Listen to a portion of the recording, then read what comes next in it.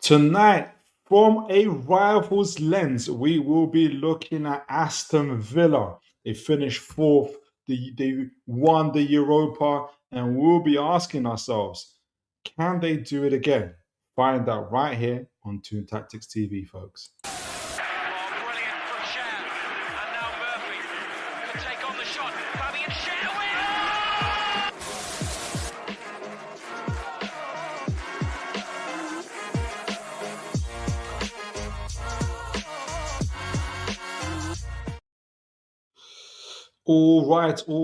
All right, folks. How are you all doing? How are you all doing? I hope no matter where you are, what you're up to, I hope you could have been anywhere in the world, but you're right here with me, and God bless you for that, folks. I am super excited about tonight's show. As always, I've done way too much in terms of material, but it's all worth it. And by the grace of God, I've got an incredible guest in Bobby Fairview to help me to break it all down. But just before we get into it, good to see my man Ches here already right from the beginning. Already here. Good to see you, sir. God bless you. Says hi, Philip. How you doing? Good to see my man James here as well. Yo, I haven't. Sorry, James. My days, I'm so bad, James. I have to fix that. I need to get onto the. I need to fix the YouTube my thingy thing. And again, I'm really sorry about that, James. It was a mistake. But on tonight's show, we are brought back the return of our From a Rivals lens. You folks will know that when we did this last transfer window, we were looking at how our opponents were doing. We had fans from Tottenham, Liverpool, Man United, Arsenal, and everybody else. And tonight, we're going to be looking at Aston Villa extensively, their finances, their squad depth analysis as well, finding out how they did it in terms of finishing fourth, getting into Europa, and can they do it again in the following season? We will hopefully have an opportunity to us to have a more strategic view of Newcastle's transfer window. Obviously, we've had the retained list today. That is the players that are retained for next year coming out as well. Some notable players coming out, and we're going to be updating. If you guys remember the list that we created earlier before the transfer window of players we think might stay, might go, and kind of already kind of how it shapes the transfer window. So looking forward to do that. And if we manage to get through all of that. We've got a scouting report at the end of the show, but let's see how we do. Thankfully, I'm not going to be doing it by myself. I have got you guys to add all the substance as well, but I've also got our friend of the channel. He probably needs no introduction, but it is absolutely phenomenal, as always, to have Mr. Bobby Fairview with us. You guys will know he has extensively been with us, given us the extensive financial breakdowns as well as footballing breakdowns. And it's incredible to see him fighting the good fight against Blueco as he advocates for his club, Chelsea FC. So without further ado, allow me to reintroduce our friend of the channel, Mr. Bobby Fairview. How you doing, sir? I am very well, Philip, very well. And big up to Ches and James. I see the boys are here early. Big up to both of you. Happy to be on stream. Am I a fill-in Villa guest? Is that the role I'm coming today? No, don't. I wouldn't look at it that way. I was just like, no, you're like the financial expert guest. You will help me to understand a few things. No worries. And I'll tell you, I actually appreciate Villa as a club almost as much as Newcastle. Absolutely. So I've been following them very closely. They have American ownership. Actually, I think one American, I'm not sure where the other guy is from. Maybe he just has American citizenship, but I think he's from the East somewhere. But yeah, man, I think it's a club that's going places, and Newcastle should see it as a direct rival for Europe, etc., and for trophies. So looking forward to the conversation. Absolutely. Well, we're gonna get into it. So let's start right from the beginning. As I was showing to folks, let me get my screen up. I'm gonna be breaking down Villa. That's for the folks in the channel and those that are aware. We're gonna look at the finances first. For the purpose of understanding what can they spend this summer, right, under SCR, because I hear a lot of things about obviously what their financial situation is. So I wanted to get to the bottom of it, how they run, but also what they've got to spend for the summer. And then the second part of that show, we're going to be talking about their actual squad and their team, and kind of we're going to analyze their quality and depth. And what I realized is, when I was actually doing it for Villa, is because now I'm on Data MB, I'm a subscriber to Data MB, and I've got the metrics.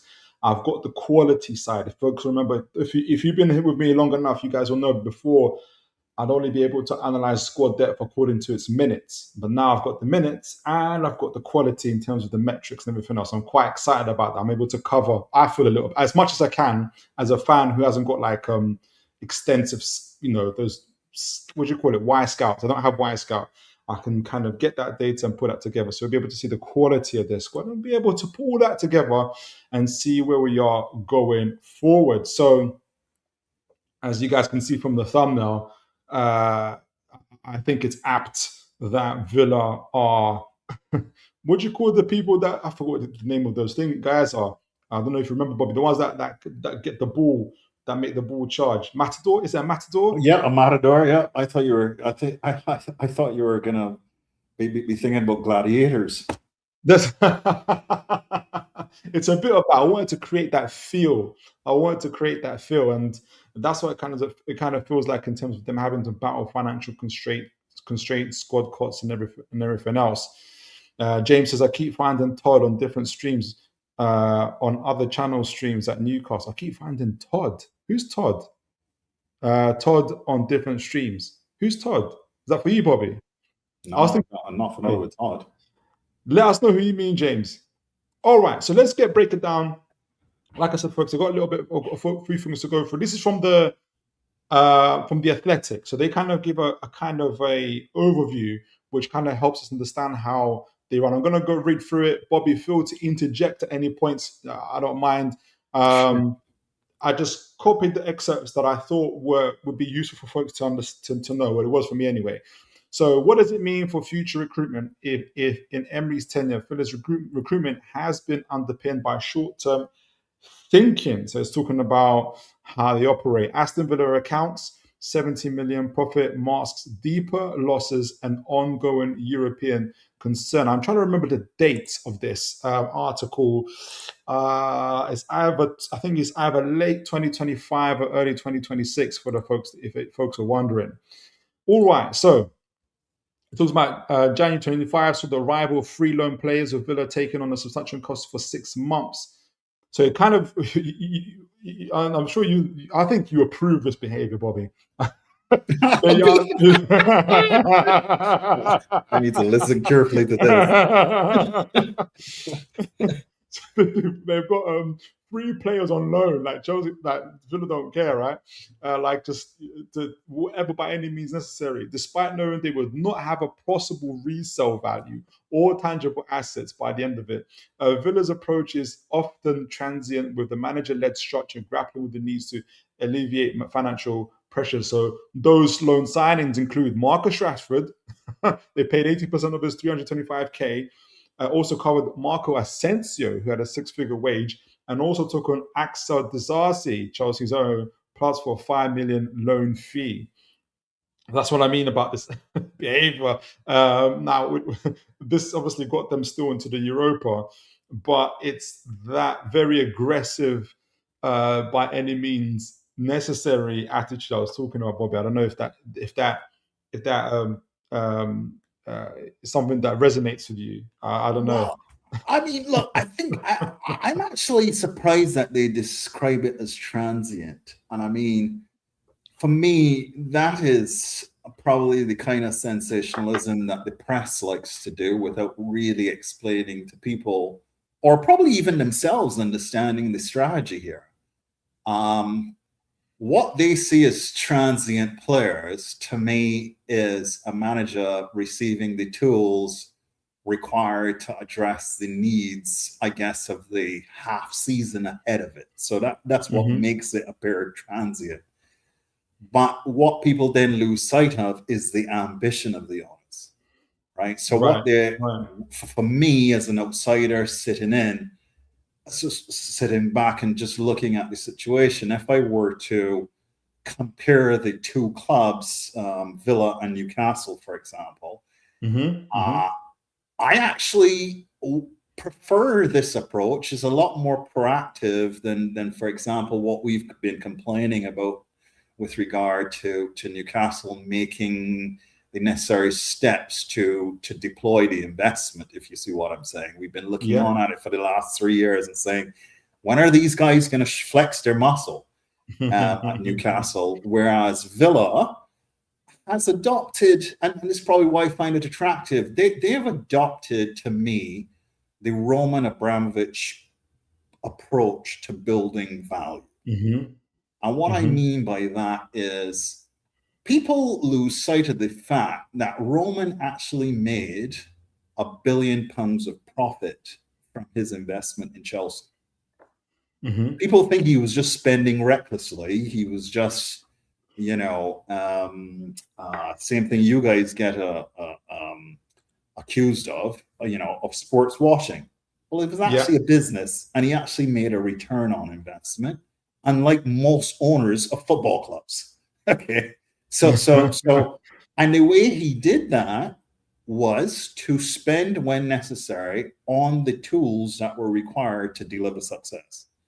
And I think you've seen Villa to as much as they can, to the extent possible, use the loan programs, etc., to give Emery the tools that he needs to push the club forward. I think last year was disappointing. They missed Champions League after making that mid-year investment. But generally, Villa's name is getting out there. Villa's global brand is growing. And people don't really fully appreciate the multiples that are created on the valuation of a business through success. And that's what I see them doing. I don't consider it transient. Well, the next couple paragraphs actually very much relate exactly to what you're saying, because despite the 3 loans didn't work out, well, they exited. Then they added after that, following on from that in the summer, they got Jadon Sancho, Harvey Elliott, and that's a tragic case of Harvey Elliott, obviously. He barely played any game. He couldn't. I think it's partly to do with them not wanting to trigger an option. Then they got Victor Lindelof as part of the financial kind of package. Again, for a free agent with a big financial package. Then this January, 2026, Newcastle, for instance, are customarily allergic to January. We don't buy, we don't do anything. Here's what here's what Villa did. So Liverpool went for Villa began by paying Douglas Luiz's full salary as well as Tammy Abraham's permanently. So they brought those players back, or they brought back Douglas Luiz.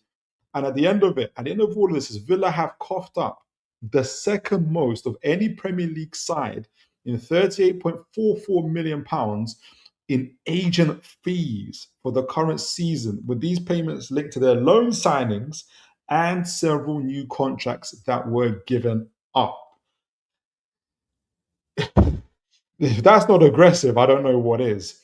So who is number one in terms of agent fees? Do you know? I suspect it's Liverpool. You think? I suspect it's Liverpool. Liverpool. It is almost £70 million in agents' fees by Blueco. Oh, of course. You would give me a rhetorical question. You just give me a rhetorical. You're not asking me what. Just give me a rhetorical question. You know that Blueco wants that stamp on their asses. Okay, they want to start that. How much is yours? I think precisely. I think it was something like 65 million. But it was before 60. That's a whole player. Okay, that's a striker. That's a striker, right? And if you That think is about the starting lineup we have to show for that activity is mad. So look, what is interesting though, and this is where you can get tied up, and I actually looked into this at the time, because you have to wonder, what is Blue Code doing? Are they running some sort of racket to pay out agents' fees, like get money on the table? So I started to investigate that. But as a percentage of the amount of transfers done, it kind of made sense, ballpark. Right? If you took the 70% on the value of transfers in and out, because you got to pay it both ways, right? As far as I know. What you're finding is that as a percentage of the gross transfers, Blue Coast made sense. For the percentage of transfers that Villa did, it actually looks a little bit weird, because their transfer activity, and I was looking at this as we were preparing for the show, their gross transfers was only something like 71 million. Okay, and they sold about 50 million. So that's relatively low transfer activity compared to a Bluco who would have done something like 300+ million pounds of transfer activity, right? So but I think on the loans, it's the loan transfers. I think that's where they're incurring the cost. They've got pretty expensive loans. But then the other thing that drives me nuts, are we going to talk about Emery a bit? I guess we'll get into it. Yeah, absolutely. I find him frustrating because the thing to chat about there as well is Daniel Marlin, for example. I don't know if he has you in this write-up. I'll let you keep going and we'll touch on that later. No, absolutely. You're hitting the right spots there. So the next few paragraphs talk about basically Villa's whole ethos is hinged on them getting into the Champions League qualification, which really is what SCR is kind of built towards. You know, the more you win, the more you get Champions League, the more you're rewarded for it. I personally think they take it to an extreme, but then we're gonna see a little bit more now. Going into this year, they know that, for instance, and they are in a bit of. You're gonna see in a moment. They're skating on ice when it comes to this whole financial thing. Morgan Rogers is going to be the big asset that other clubs are going to be looking for. Can they keep him? And going on to this bit, when you say how do Villa manage some of this, so it goes to the third paragraph, selling the women's team. We're all familiar with that. And we saw her on stadium. And the warehouse is not exactly sustainable. You cannot do it again. Villa's reliance on Champions League football is well known, yet even the blue chip competition, they are still tussling with limitations. Agents, speaking of agents, speak of Villa's challenging situations with financial restrictions, with the club sharing little room to maneuver. The increasing likelihood shown in the 5 million limit they say they have with FER. I don't know what that fully means, though. Is that Villa will have to be open to player sales irrespective of Champions League qualification. I don't know if that means, I don't know if you know, Bobby, if that's to do like with the financial headroom. Like, for instance, when they say 5 million remit they have with FER. I don't know if you know what that is. No, I'm not familiar with that acronym. I wonder if it's to do with SCR, that it might be a different thing, because we did a little bit of like AI thingy, which we'll talk about a little bit later. Anyway, who and how many they sell, however, will be dependent on securing a top 4-5 finish, which they did get. The continual wrestling with spreadsheets and financial rules, irrespective. My thing is that the direction modern football continues to head. Now, that was in January. So I just reminded myself, that was in January 2026, right? And it was wondering, can Villa get into the Champions League? Obviously, they did get into the Champions League. So what I did was I used Villa's, some of them, not their, because I couldn't find their full accounts, but I've got their I think it's the executive summary from their website, a bit of Swiss Ramble and somewhere else for whatever source, and put it on the old AI to kind of figure out where they are going into this, what is their state going into this summer transfer window. But just before getting into it, just to summarize, Villa are, I think we would agree, are very aggressive when it comes to how they manage their transfers. They're not afraid to loan out free players just to get rid of them in January at exorbitant prices. They're willing to do it, second highest in the Premier League, for instance. So they're very, very aggressive on that, and their whole model is based on them getting into that Champions League, and they're willing to do whatever it takes to do that.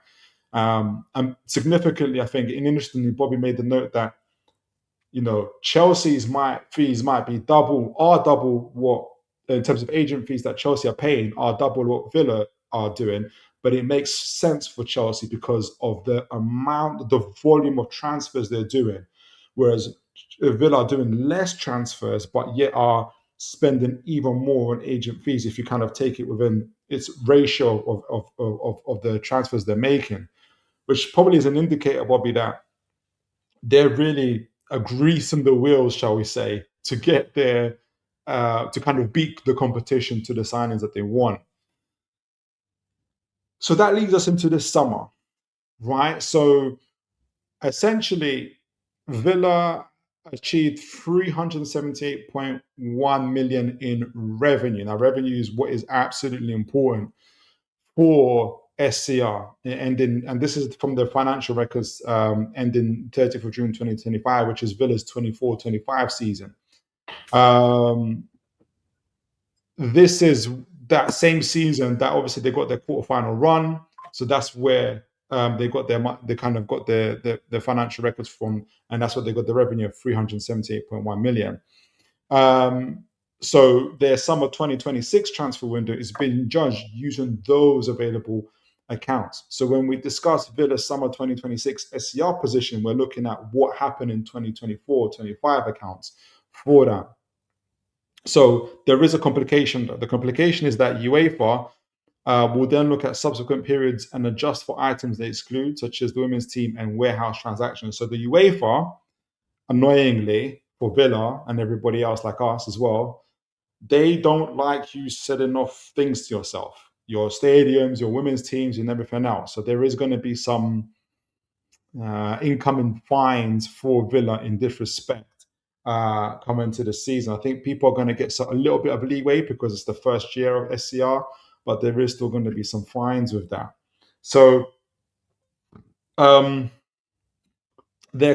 you've got the numbers there in terms of 378 million revenue 24-25 season. Obviously, the 25-26 season is not yet published. That will be probably sometime next year. So our question is, again, was the 378.1 million revenue a new normal, or is it boosted by a one-off Champions League run? So that's one season UEFA will be cautious about Villa's. So that's one reason UEFA will be cautious about Villa's long-term position. So UEFA Squad Cost. Go on. No, well, I was just gonna jump in. That I just had a quick look as to what that FER stands for that we had on the prior. Oh, yes, please. Yeah. So that's something called the football earnings rule. Right. No, just very quickly what that is, because there's an entire, if it wasn't confusing before, there's a whole new suite of terminology being introduced both by UEFA and then obviously separately by the EPL. But FER stands for the football earnings rule. So just to remind folks, if you recall, you in the EPL, for example, you had a cap on losses over 3 years of 105 or 110 million pounds. I can't remember what it was. But that is the equivalent. That is the amount of allowable losses over a 3-year period under the UEFA framework. That's all that FER stands for financial earnings rules.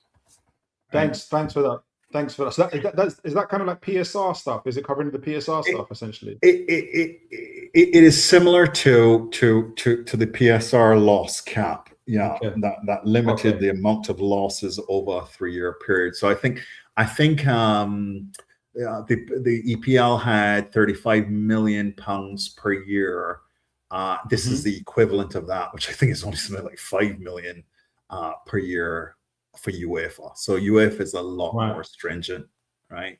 Right. But a couple comments as well. We need to make sure as well that we consider the sanctions that were imposed on Villa, because they're the standard rules, which we're probably looking at here.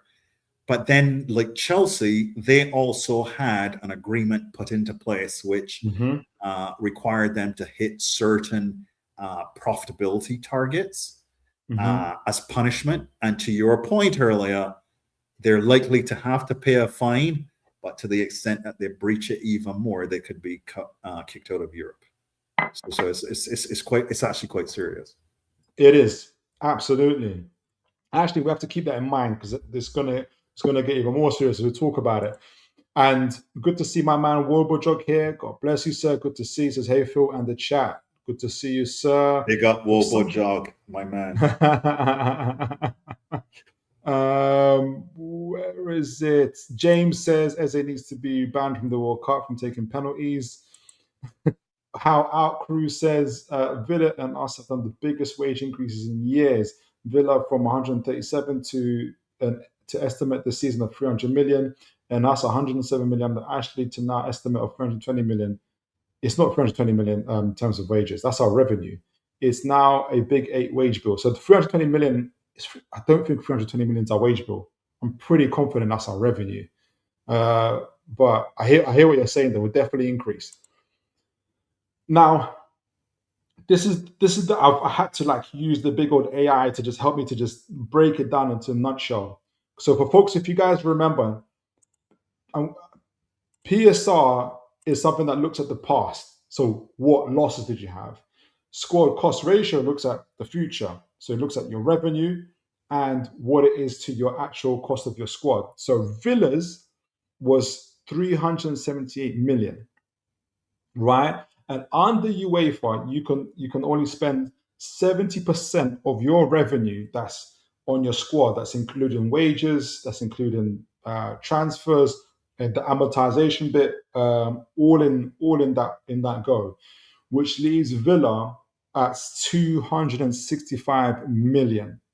Right, the estimated current squad cost of Villa is somewhere between 250 and 260 million, which gives them a remaining financial headroom between 5 to 15 million.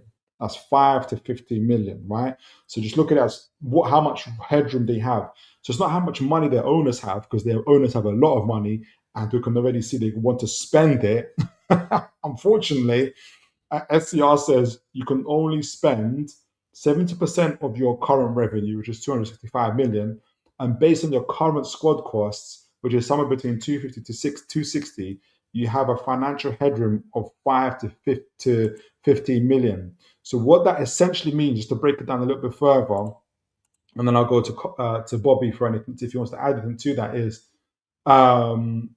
if you look at that 5 to million headroom, that could be, for instance, without making any sales. If Villa make no sales, that probably leaves them with enough to make one signing without any sales. Yeah. So if you can imagine, you buy a player for 50 million from a 5-year contract, you'll break that down into 10 million per year for the amortization, and whatever that contract is, like typically say it's like what would it be, what would be a healthy contract? 8-9 million a year contract. So overall, that player is costing you 19 million, which I don't think Villa can afford. So the wages have to go a little bit lower. At the same time, if they sell a player, that amortization and the wages of that player can also be taken off. So they've got to make some sales. But if they make no sales, they got enough to make one major signing this year. However, if they make between 50 to 100 million sales, that gives them room between 2 to 4 major signings. So maybe that's what we're looking at, the possibility of selling Morgan Rogers, which I don't think they want to do. And if they make about 150 million plus sales, then they have enough money for a significant squad rebuild. Is that making sense, Bobby? Yeah, I mean, I think no. Well, here's why I pause. Because I think we need to be really careful how we think about the cost of a signing, right? Because you have to think about the fact that if they were to purchase a new player, the only thing that affects this SCR is 1/5 of the cost of that player, not the full cost of the Mm-hmm. transfer. Mm-hmm. Right? It's Mm-hmm. just the share of the amortization. Mm-hmm. And all of these players generally, well, I don't want to say generally, I believe the rule is at UEFA, just like the EPL, is that you amortize a player's contract over a maximum of 5 years. So if the contract is a 3-year contract, you amortize over 3 years. If it's a 6-year contract, you amortize over 5. So in other words, you cannot spread the cost of the acquisition of that player for more than 5 years. If the contract is shorter, then you have to use the shorter period of amortization. Right. So we need to remember that if they were to go and purchase another player right now, that's say costing them 10 million a year of wages and 10 million a year of amortization. What we're saying is that the impact to the squad cost ratio of that player is 20 million pounds a year. Are you Yes. following how I did that? Right. So it's, Yeah, it's yeah. really the annual amortization charge and their wages for the year. Makes sense. And we're going to keep on repeating it because even myself, I'm trying to understand it. So Sure, if no. you guys want Yeah, to of ask, make course. sure. James, thank you for reminding me. Yeah, we absolutely pray for King Kev, who got a diagnosis of stage 4 cancer. I've been praying for healing for him and his family. I think also Kenny Dalglish has Heard been that today as well. Yeah, got the unfortunately. same as well. So, yeah, man, we're praying for him. Hopefully, everything will work itself out. But thank you, James. It's so important to remind us of these things. So, as I've guesstimated, like I said, when I say guesstimate, guys, I'm not. Hopefully, this, especially I can ask Bobby. Especially, I'm not pulling it out of thin air. I am looking at revenue. I am looking at Swiss Ramble, and getting information from Aston Villa's website. So when I say I'm speculating or guesstimating, it's not like I'm just thinking, oh, I think Villa's this big, and therefore I think this is what the price is. I'm actually using information, guys, right? So hopefully we'll be somewhere in and around that. So it's going to be very interesting to see where Villa are at. And I want you guys to make, because we're going to go into the second half to talk about the actual squad and do the squad analysis, because that's going to help us understand, obviously, we know how they achieved what they achieved, but also what players they would need, or how much, where the gaps are in their squad, and therefore it's going to let us know, how are they going to meet those demands. We know they're going to definitely try, but it's important for us to know. So we can already see that without making any sales, Villa can make maybe one major signing. If they want to make 2 to 4 major signings, they're going to have to sell about 50 to 100 million pounds worth of players, make sales, excuse me. And if they want to do a significant rebuild, which I don't think we'll see, they'll need to make 150 million worth of sales. So let's get into their squad and into their team. So Before go on, Bobby. Go on, we Bobby. pivot there, Phil. So a couple things is well, already mentioned one, which is how we think about acquisitions versus sales and how that impacts the SCR. But one thing to remember is that in addition to the squad cost ratio, there are actual limits on the amount of losses, that very same FER that we were talking about just now, where they cannot, although they might have the squad cost under control, they might not have other costs under control. And UEFA still requires you although the squad cost is under control, to run the club profitably, or at least to minimize the losses. And I think that is, in fact, the biggest threat to Villa. It looks, based on the work that you did there, that their squad cost is within the current ratio. The problem that they have is that the loss before the asset sales would have been... It's going to be massive. Right? Yeah, it's going to be massive. Exactly right. So they had like 113 million pounds of asset sales during the period. And when you can, so that translates, I want to say, and I'm just gonna do some very quick math as we speak here.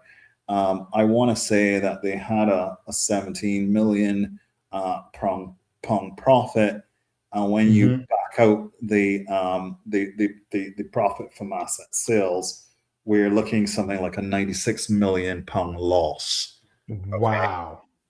Right. So wow. So that is going to be really interesting to see what limits, and I didn't research this, unfortunately, before coming on the stream, but it would be worthwhile looking in to see what did UEFA tell them their profit target for the current year needs to be. And I think that is going to drive the Morgan Rogers sale, because, again, of course, just selling him on a couple other players would actually bring that 96 million pound loss back into something acceptable within the FER range. Well, it puts even pressure on them getting Champions League again as well. There we go. To do that. Good to see my man Raymond again vouching for Amanda Stavely to get that 25% share. Fair play to you. You are consistent, Ray. Good to see you as always. God bless you. My man Jonathan, good to see you, sir. Hi, Philip. How it's going? It's going absolutely well. Jonathan says, I can see you, Philip. It's a bit dark. Is it dark, right? Is it dark here? Is my lighting okay? It looks like it to me. He probably needs to turn on the brightness on his own screen, maybe. Yeah, make sure your display is on, Jonathan. But good to see you. Talk Fan TV. I don't know if it's your first time here, but if it's not, sorry. But if it is, welcome to the show. God bless you. Talk Fan TV. All right, so there's an overview of the squad. We are going to break it down, folks. I'm not going to stick on the screen for too long, but this is a breakdown of their squad from goalkeepers, centre-backs, full-backs, midfielders, and forwards, right? And this is from this season, obviously 25-26 season. This is the parts I want that's interesting. Now, I've got 23 players because two of them weren't being used. I think two of them were loaned out, one of them being Donnell Marlon, which we'll talk about as well. So he was a loan or a sale? Because, I mean, that to me was a massive own goal. He was loaned out. Now, their average squad age is 28 years old. Now, for you, Bobby, at Chelsea, that'll be great. I'm envious. I'm envious.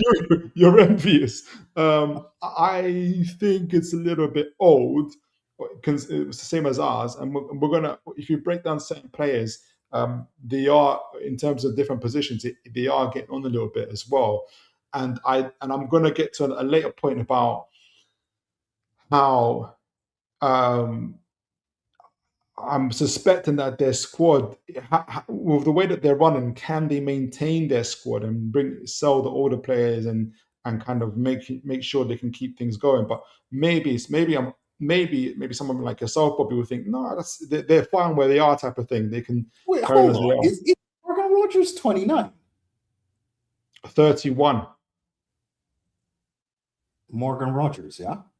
Morgan Rogers is 31. Buendia is 30 years old. Leon Bailey is 29 years old. Tammy Abraham is 29 years old. There's somebody else is looking at. Urin Tielemans is 29 years old. Morgan Rogers isn't 29 years old. Morgan Rogers is 22, 23. Yeah, sorry. Morgan Rogers is 22, 23. Sorry, when you were saying Morgan Rogers, I was thinking of Ollie Watkins. Okay. Right, yeah, so that one probably needs to be updated. Okay, no, that's no worries. Okay, cool. Absolutely, but well spotted. I appreciate that. And the total minutes for the whole squad playing this year, because they played a lot of games, they've reached the Europa League final, obviously the Premier League itself, where they finished fourth. I can't remember where they got in the League Cups and FA Cups, but they played a total squad of 55,576 minutes played. So quite a bit there they have played. All right, so there was something I wanted to see. Okay, so and we're going to get to the minutes and to the squad overall, and I want folks to also keep in mind when I talk about percentiles and where the squad is at. If a player and for positions, right? So if someone's at 80 percentile or midfield, if I say midfield or forward line is at 80 percentile, it's elite. This is like challenging for the league level stuff, right? Anything from 60 to 79 is above average, like top six. 40 to 59 percentile, pretty much average. 20 to 39 below average, and then obviously 0 to 19 you shouldn't be in the Premier League at all. All right, so I'm going to be talking things in that way. Before we get into that, I wanted to add this from very helpfully provided by Bobby himself, because I think this cumulative net XG is a good talking point before we get into the talking about the quality and depth of the squad. Bobby, do you want to quickly explain to us what this means and what it's about? Sure. So I think our audience here are probably tired of hearing me talking about this weighted XG metric that I use. So again, for context and for those who are new, what I try to do to understand team performance, and I'm not sure about the predictive capability of it yet, but what I try to do is to mimic what betting houses do to project, if you like, results. They use a combination of expected goal difference and actual goal difference. I've come up with my own weighting where I'm using a metric that is 2/3 expected goal difference and 1/3 actual goal difference. And what I do is to track that over the entire season. Now, unfortunately, I only started developing this from game week 13, but right through to game week 38, it gives you a nice data set so you can look at the relative performance of the managers and the teams. Because it's so heavily weighted towards expected goal difference, it's probably a better reflection of the manager's process. We had put this up on screen the last time we were here with Mitch, where we were looking at Chelsea versus Newcastle. But what I've done here now is to actually add Villa. And we were quite critical of Eddie Howe and saying, look, man for man, the two starting lineups, Chelsea and Newcastle, are about par, give or take a few positions, your defense being better than ours, or attackers being, slightly better than yours, etc. And we felt, or at least it was my view at the time, that it represented a bit of underperformance by Newcastle. However, what we can see here is genuine underperformance, but yet still Villa finished in 4th place in the table. And it's actually for instances like this that you want to temper expected goals with actual goals, to say, look, expected goals is theoretically what should have happened based on the math. Actual goals is the actual outcome that actually matters for the points table. But you can see that Emery has generally had a negative combination of the two. I think for the folks that, just to say, sorry, for the folks that are just listening or can't see, Villa are at the bottom. They're in the burgundy color. Newcastle are in the black graph going across, and Chelsea are right at the top in the blue. Sorry, Bobby. No worries. That's important. And Villa actually, I believe, up to like game week 35, they had something like a negative goal difference.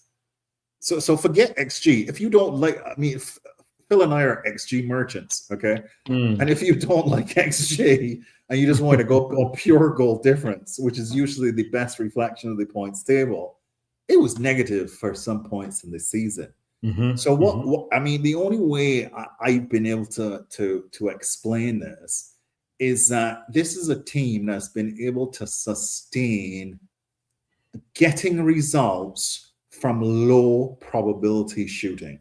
Mm-hmm. So they've got highly skilled players who are able to, from a very poor position on the pitch, consistently bail Emery out of his, I don't even know how to explain his tactics. You cannot argue with a man that has a European trophy and finished fourth in the league.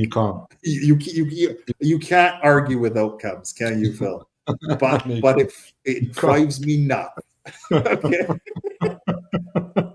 I want to say Villa and Sunderland have been ridiculous in terms of outperforming their manager's process on the pitch, and as a result, you have two teams finishing in what, 4th and 7th is where Sunderland ended up after some catastrophic performances from their managers. Mm-hmm. Mm-hmm.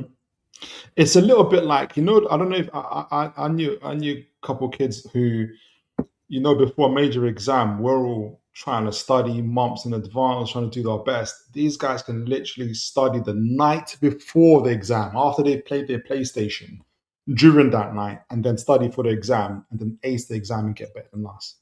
It's a little bit like that way.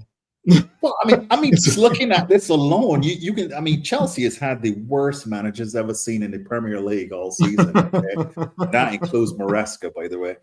And yes, and you can see them producing so much more than both Newcastle and Villa, right?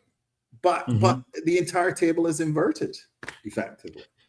I may or may not have an answer for this, may or may not, but I'm absolutely with you, Bobby. Overall, I think, it's hard to explain. We're going to get into it, though. Matt Lou, all the way from South Africa. God bless you. Good to see you. Hello, people. Good to see you, sir. How out, Cruz says, surely people are going to have a stale season next season. Well, but Bobby and I are telling you, I wish Bobby did this like at the start of last season, 24-25 season, because I'd love to see if they were pulling this stunt last season as well. Onana's 27. Have I got him all up? Sometimes with the AI, sometimes it does get ages and everything wrong. Do pull me up on that, and I'll try to remember. But I do remember Villa squad being fairly old. I do. I'm a data user as well. I got something wrong. Jonathan says, "Oh yeah, good. How you doing, Philip? I'm living life to the full, sir. How are you doing, Jonathan?" All right. So I want to keep you guys to remember this before we get into the quality, the metrics, and the minutes, and everything else. If you just compare, as Bobby was saying, if you just compare Villa, who are at the bottom of this XG table, negative, they're like in the negative, guys, right?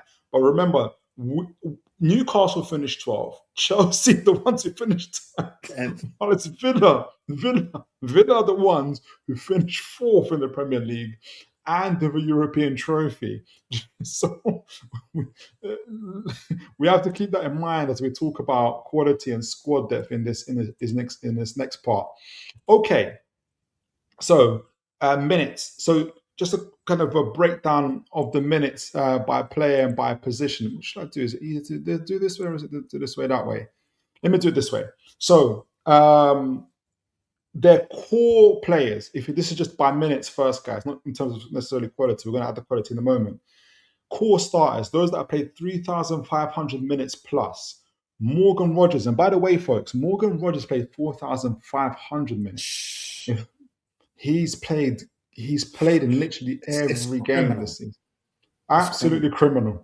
I don't know if you get a chance, Bobby. If you can, I forgot what the how many goals and assists he got this season. If you got a chance where you are to find out, sure, but I think that might be part of the. And if you got anywhere next to it, like compare it to his expected goals, I think you might get a little bit of a clue as to why Aston Villa overperformed, and Watkins as well. So Rogers, Konza, Cash, Martinez, Watkins, McGinn. So two are all their core starters, right? all playing 3,500 minutes. So these guys are involved in the Europa, in the Premier League. These guys were a vital cog of their team. So you got two strikers there, guys. Rodgers, you're going to see him coming up as a midfielder from day to MB. That's because from deep. But if you see Villa play, it's always Watkins and Rodgers up front, with a fullback and defender, and obviously a goalkeeper in the midfield. So they've got a good spine there. This is the spine of their team. Strong rotation options between 2,500 minutes and 3,000 minutes of Pau Torres, Buendía, Digne, Onana, and Tielemans. So a few midfielders there, which is not bad. And we're going to see a little bit later on about their injuries. They've been fairly fortunate, I would say, although they did have one acute focus of injuries in their midfield areas. And some more rotational options, those that play 1,500 to 2,500 minutes, which is roughly between 10 to 20, 25 games. Maatsen, Bogard, Lindelof, Kamara, Sancho, Mr. On loan Sancho, Mings, and fringe squad players. This is going to be interesting with their fringe squad. Gruson, they bought in the summer of 2025 and then loaned them out to Palace in January. They're ruthless, these guys. I think they also, sold them or loaned out Bizot. They loaned out Marlon. Obviously, Barkley's there. Douglas Luiz, they sold, and then they've loaned back from Juventus. Leon Bailey, they've loaned out again. Abraham, they bought. Tammy Abraham, they bought. And Elliott, they never used. Villa are absolutely ruthless when it comes to their players, guys. This is their fringe players, right? Just to give you a little bit of flavor for them. Right, so overall, just in minutes, when I say good but not elite, this is just for minutes, right? I got a strong core of 13 players who've played 2,000 minutes and more, and a group of 6 players, they're rotational players, who've played between 1,000 and 2,000 minutes themselves. They've got a big reliance on Rodgers, Watkins, Cash, Konza, McGinn for those players. Whether they can repeat that again next season, I don't know. With an aging Watkins, is Martinez going to stay? Is Rodgers going to stay? So keep those things in mind, folks. So, and there is a big drop off after the 15, 16 players in terms of the squad players that have contributed fewer than 1,000 minutes themselves. It's not too bad. I remember doing this last year, and I think preferably a good team has between like 17 and 19 players that use more and more that play like 2,000 minutes or more. And I got that from a invincible Bayern Leverkusen team and the Liverpool team who won the Premier League at that time. So I kind of based it on that. So to give folks an idea there. I don't know if you wanted to add anything, Bobby, before we got into the injuries, but that's just the minutes part before we get to the quality part and everything else. Well, I mean, I think this reflects why they then, I mean, the reliance on these players like Boubacar Kamara and Tielemans, I would have thought would have been on that list of reliance on key players. But again, they were injured. I'm going to talk about they were injured.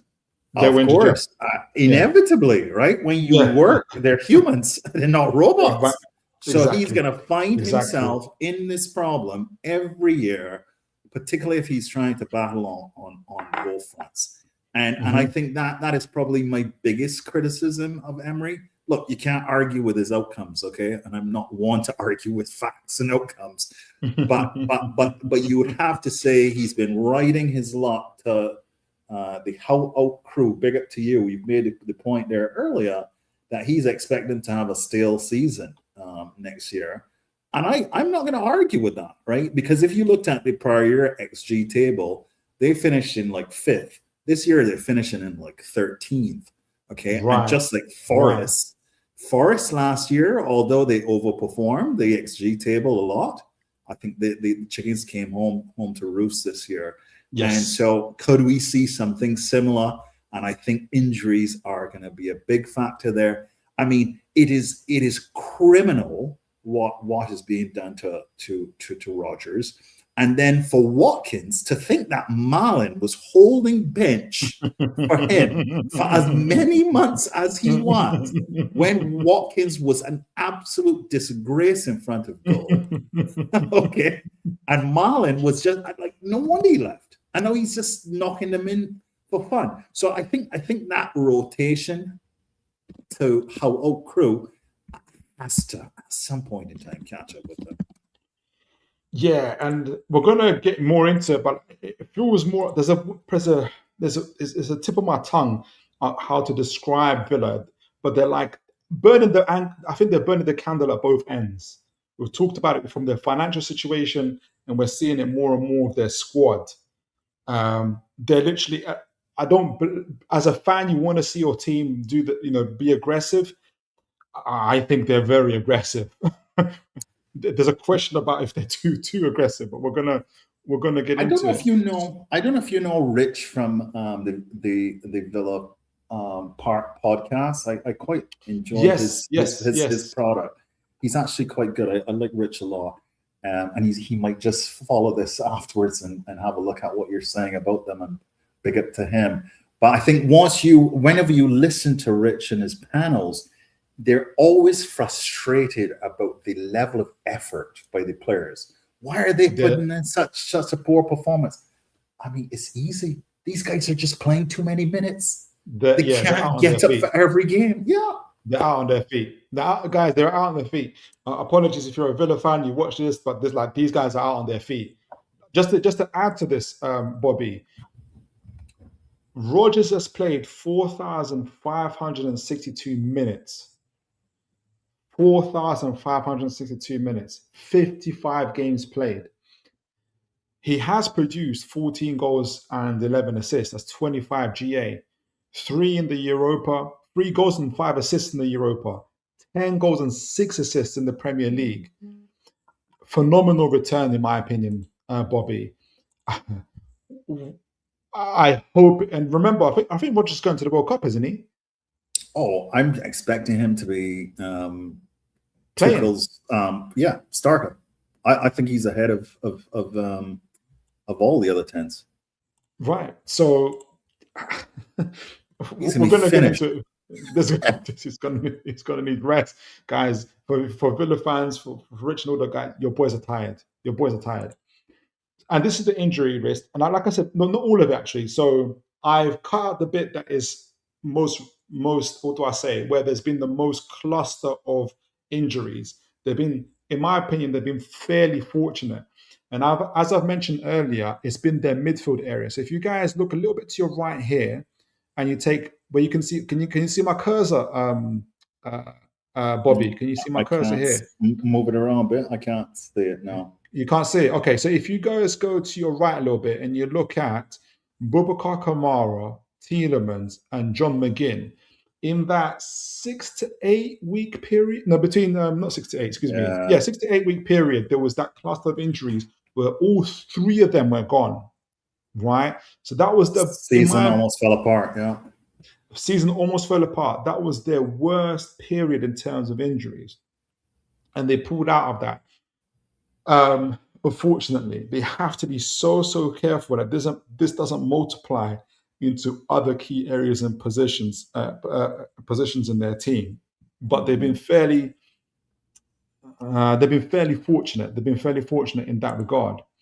Right. So for the folks, I'm about to break down the quality aspect. And now we looked at the minutes played, tons and tons of minutes. Rodgers and your Watkins, who's 31, I played a lot of minutes as well. I didn't get to see Watkins' goals and assists. Did you have a chance to look at their goals and assists? I had Morgan up, but I'm having to pull up Watkins as well. Good. So he is, just very quickly. So what we're talking about here is that he has had 16 goals. His expected goals were 15.14. So unlike Rodgers, he actually his goals he's not overperforming his expected goals or his expected goals on target. Oh, he's not overperforming. No. So he had 15.14 of expected goals and 16 of actual goals. This is in the league, of course. This is not a call across all games. Okay. That's pretty good. That's very good. That's very good. Yeah, he's well, I mean, in the middle of the season, he was pretty nuts, right?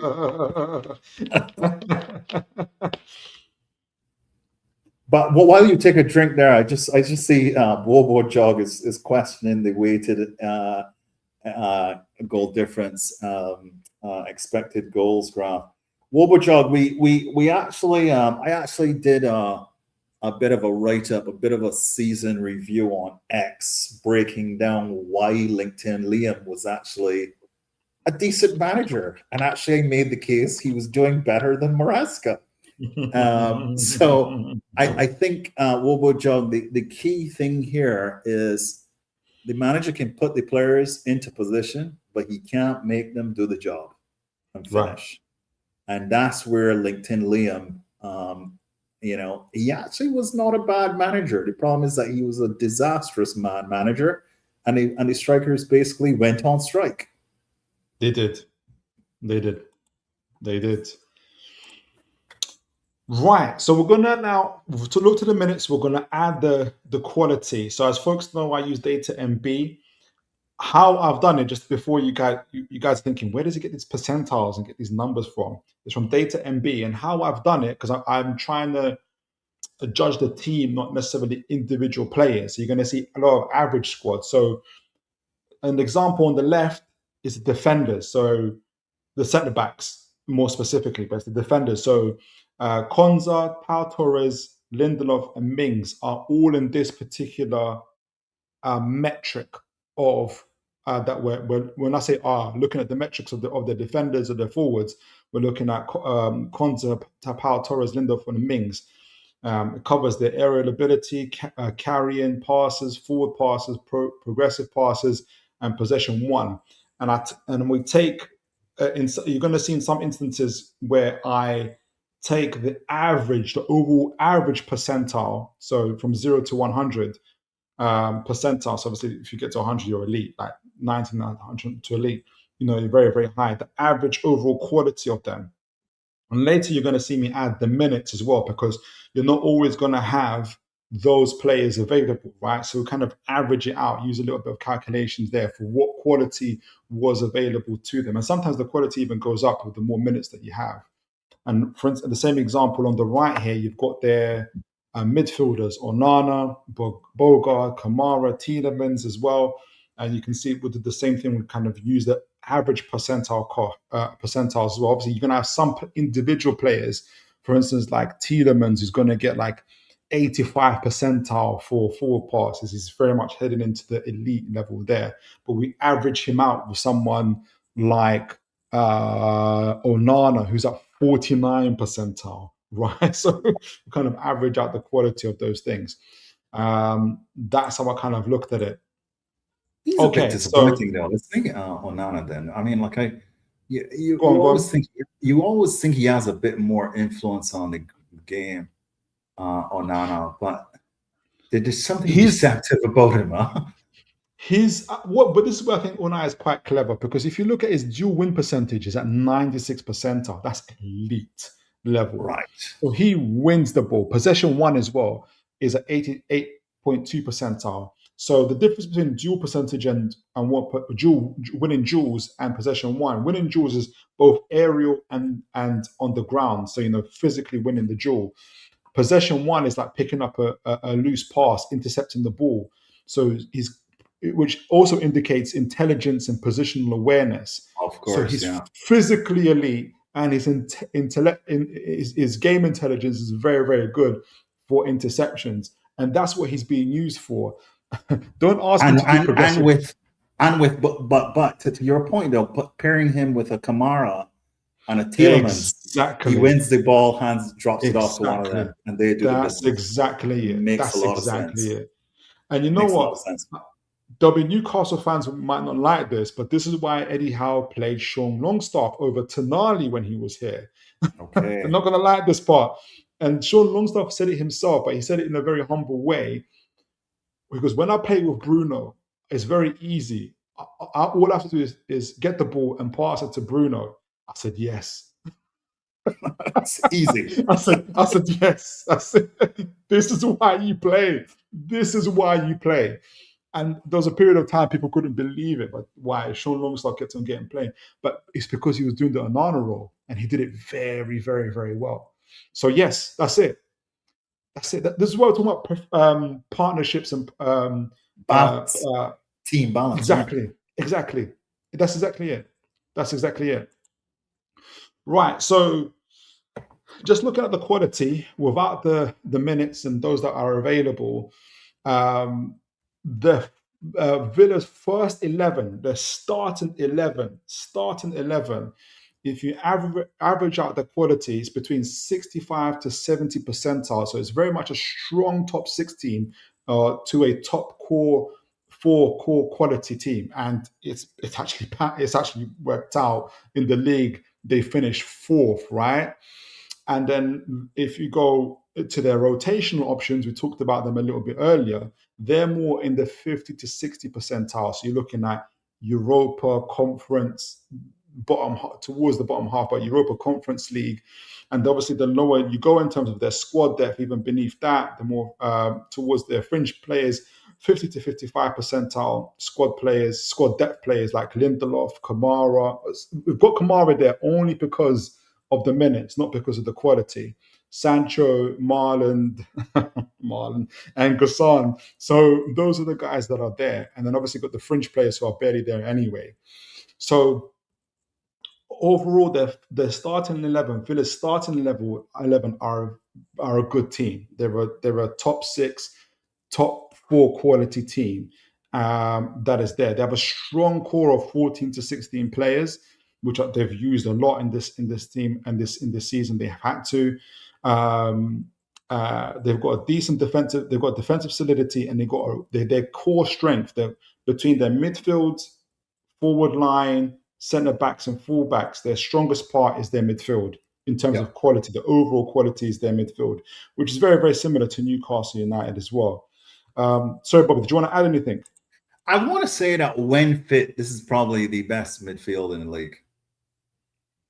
Hey, come on now. Wow, I know. I understand the Newcastle debate, but I still think Joe Linton is probably not as strong as a Tielemans in the 10. Right. I mean, and the I other can say two, that. yeah, I can say that. Just in terms of all round skill. I mean, like if you have Onana, Tielemans, and Kamara fit, that's a top. Yeah, it is midfield. It is. I want to say in terms of balance, ball winning, passes, possession. I think it's mint. Absolutely.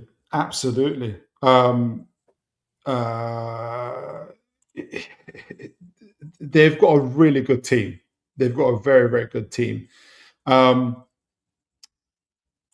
got a few questions in the chat. How out Cruces Rogers is probably due an injury. We're playing him so many games. We hope not, but they need to rest him. He's human. He's human. It's inevitable. Absolutely human. How out Crew also adds, when Tonali came into the team, he transformed the results though. Which period? Let me know. He did when he first started. I don't know if you remember. He found it quite when he first came in. It was a bit mixed, and then there was a period when Sean Longstaff was in that top 6 in that team. This is the early days. The thing with Tonali, he's fantastic in terms of covering the grass, his physical attributes. When it comes to his positioning and cutting out passing lanes, it's not as good, and leaving the spacing behind isn't as good as other players, and it does bear out a little bit in his stats. You're right, when he changed the results, when he dropped into that top 6, it's not top 6, into that 6th position, he did fairly well, and he had to be more disciplined, and I think he was being supported a lot by the centre backs that were there. But he's not a 6 on the ball, so he's not as press resistant as a Tielemans or a Bruno Gomes, right? If you always, he's very good at the physical aspect of it, but he's not as press resistant. His passing range isn't as good. Even his short passing range isn't as good as those guys as well. He's an 8, preferably in terms of that. So that's the only thing I was trying to say. So why Sean Longstaff was playing, there isn't 99.999 teams will choose Tonali over Sean Longstaff, but as me and Bobby were talking about balance and profiles, when you put Sean Longstaff next to Bruno, and in his mind, all Sean Longstaff has to do is tackle and pass the ball to Bruno. For that period of time, it worked like a gem for Newcastle. And Tonali was taking a little bit of time to adjust to that period, in that period as well. Is all I meant. Right, so this is where we kind of marry up a little bit the minutes and the quality together, and the percentiles. You see them lower a little bit because obviously player availability, who's what and who's where. But remember, this is the team that still finished fourth and finished in the Europa. But I also want you to bear in mind a little bit of what Bobby showed earlier with his XG table and everything else. And what you'll see is the goalkeeper is just one goalkeeper. It's Emi Martinez, because Bizot wasn't even used. And so Martinez is playing most of the minutes, essentially, right? You see Bizot, I think he's on 1,000 minutes, with Martinez on 3,800 minutes. And he's 33 years old. I don't even know if Martinez is going to stay, but he's there on 61 percentile. Centre backs, again, kind of peters out as well because of the availability. Ezra, Pau Torres, Mings, and Lindelof, quite old as well, but they're there in the 52nd percentile. Fullbacks, Cash, Dine, Matson, Andres Garcia, who hardly played anything, then drops down to the 49th percentile. And then you've got the midfielders, which includes Morgan Rogers, but that's just the way Data MB works him out as a midfielder, whereas really he plays as a striker alongside Watkins here. You see him alongside Tielemans, Boubacar Kamara, Douglas Ruiz, Harvey Elliott, who hardly played, Bogard as well, and others. So it drops down to 59 percentile.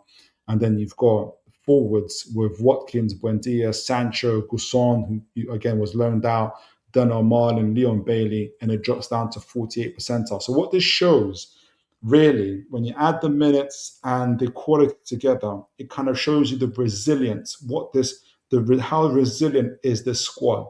So when you have to rotate players, when there's injuries, when there's suspensions, when there's fatigue, when there's tiredness, if you put it all together over a season, a period, like we've seen the overall squad, the resilience of the squad, what's the lowest point it can get to.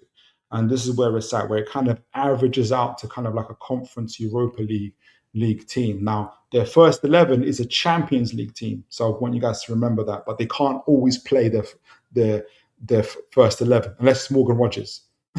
Unless it's Morgan Rogers. Added to what Bobby was saying earlier with his cumulative XG, they are scoring goals that they shouldn't necessarily be scoring unless you're Watkins. I think Morgan Rogers is a little bit different, but you've got those. This is where I think the part of Watkins and Rogers are so important. I think those are the guys that brought the X factor to the squad. Because without those players, God forbid if they were injured for a long period of time, for instance, for whatever, or they were out of the team for whatever reason, those results will drop. And you can really say that for any team. Like you can say that for Newcastle, right? If Newcastle United still had Isak, you've got a guy that can score 20 plus goals a season. Jacob Murphy's assists go back to 10 plus a season. Murphy barely got 2 assists this season. You know, Bobby was singing his praises last season. There's nothing to say this. There's nothing to say for him. There's nothing to him. What's the key factor? There's no Isak. And so, in my opinion, why you see this overperformance when you kind of look at the XG and you look at the total kind of quality and resilience of the squad, the depth of the squad over a season period, I think it's down to the X factor players that they have in Rodgers and Watkins. It's still a good team overall, but I think those are the players that really provide the X factor, plus the quality of their team in terms of in the midfield areas, in Tielemans, Onana, and Kamara. Are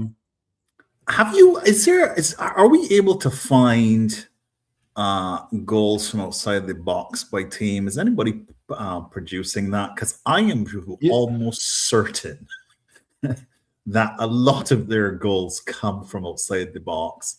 No, they're ton. The most in the season. I actually did the when I did a pre-match preview for them a little while ago. They had the most in the league. They had the most in the league. It was phenomenal, absolute banging. Sorry, you were saying, Bobby.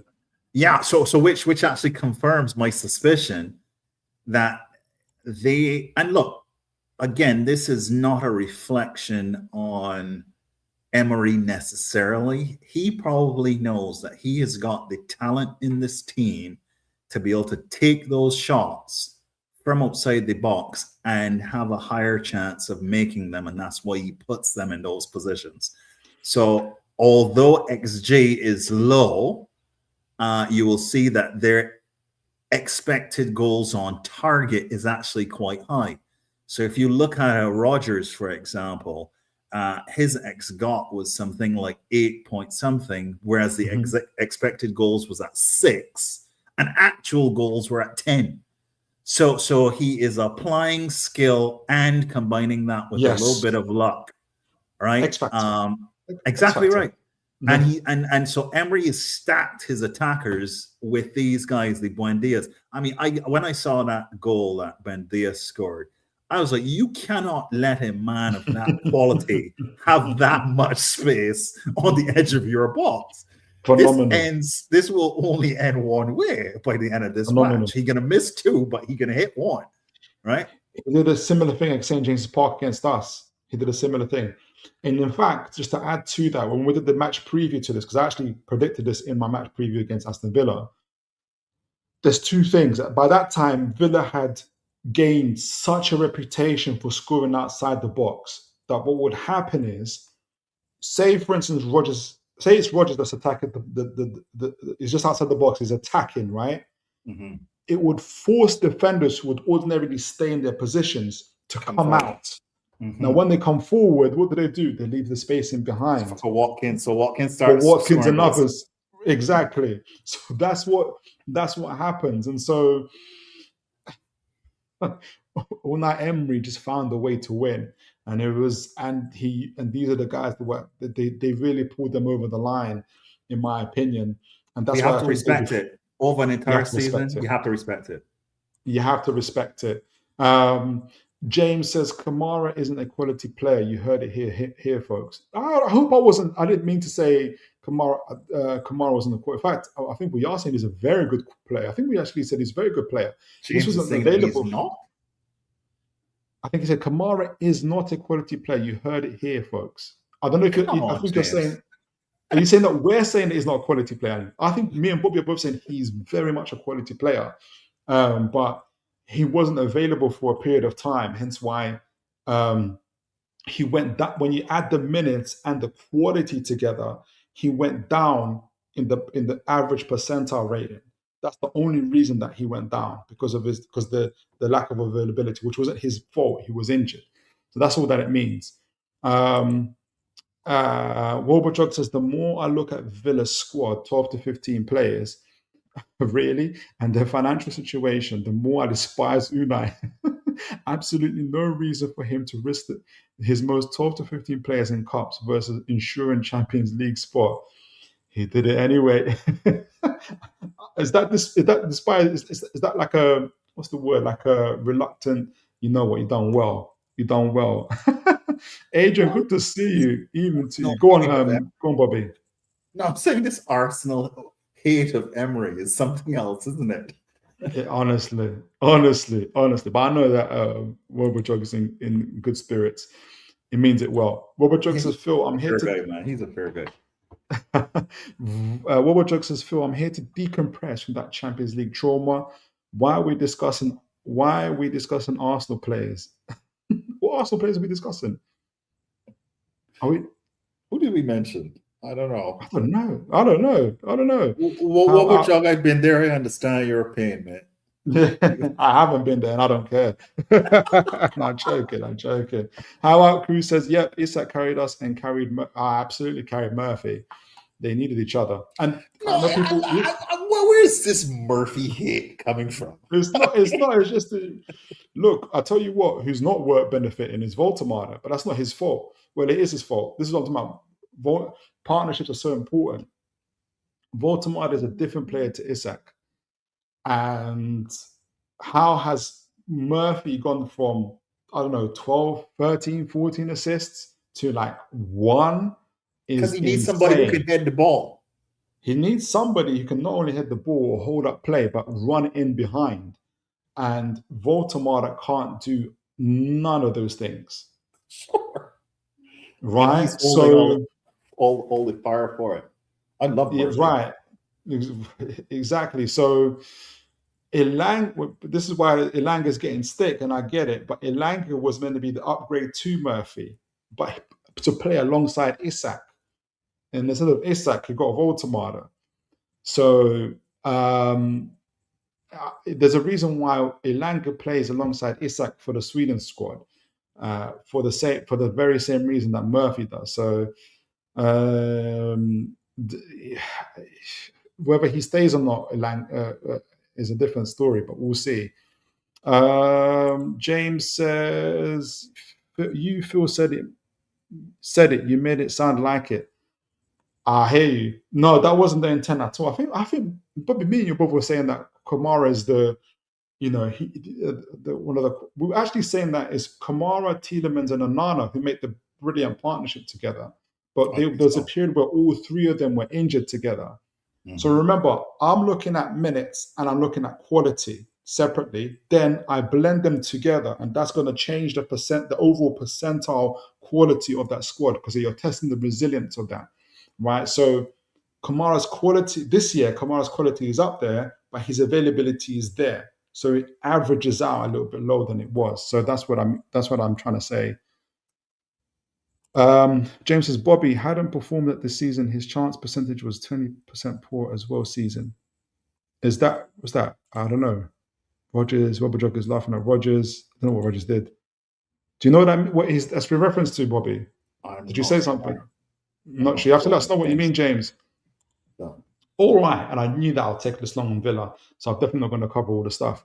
But yes, so that's where Villa is at. But I'm glad I did it. So overall squad quality, when I say overall minutes for this year, this is for this year, guys. And this is why what they've done, I personally think this chimes in with I'm going to keep going back to the XG table that you showed, Bobby. I think this chimes in with what we're trying to say. If you take in their overall squad quality, so the quality and the minutes together, they're in the 54th percentile. So really, you're looking at a just above mid-level team. This is after the injuries, suspensions, and everything else. And you put it together. This is like the lowest. This is where they are. If you add what Bobby showed in his XG table, where these guys are performing at the minus level, like in terms of negative goals, yeah, and you put it with this, but then you add the X factor of Rodgers, of Watkins, you get a 4th place finish. So this kind of shows that X factor players can literally take a team that's on its last legs and grab them by the scruff of the neck and hoisting them up into high positions, just like Isak and Murphy did for us in those areas. And I think credit goes to Unai in putting the right profiles and players together to make it work. I think really this is I can't remember who you got as manager this season. I think you got Keith Andrews. But I think this, for me, highlights Unai's ability to bring a quality squad together, in my opinion. Let me know what you think, Bobby. That's interesting. Potentially slightly controversial. I am not gonna actually look. I will give Emery credit, because at any point in time, he can have McGinn, Barkley, Rodgers, and Buendia on the pitch all at once. Watkins, I will not. His expected goals on target is not that fantastic. So he is actually not overperforming his expected goals, if you like, with talent. But those other 4, I can think about instances where they just pull something out of the bag from an unlikely position, and all of a sudden Villa is picking up points. And I will give Emery credit for his ability to have constructed that squad. And there's something that we've not said here that's really important. Emery is not a coach, he's a manager. They sacked the sporting director. From what I recall, they started the season poorly and they terminated the sporting director role and gave Emery full control.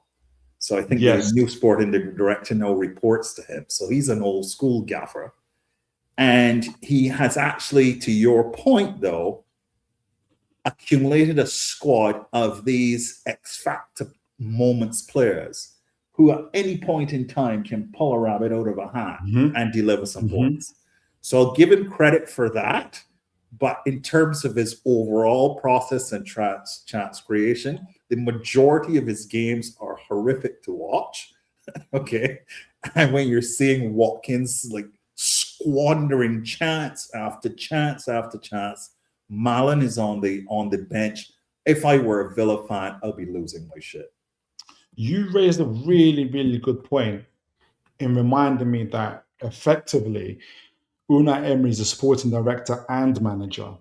And traditionally, managers, just managers of themselves, are relatively short-termist in their thinking because they have to be.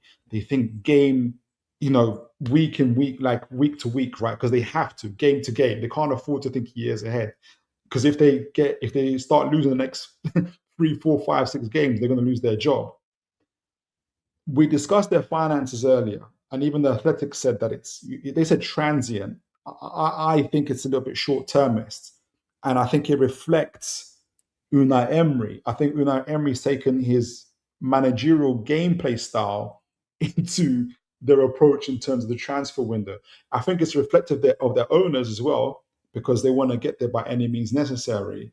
But it's all panning out in my view of how they've approached their financial side as well as in their game side. That's what I think in terms of Unai Emery.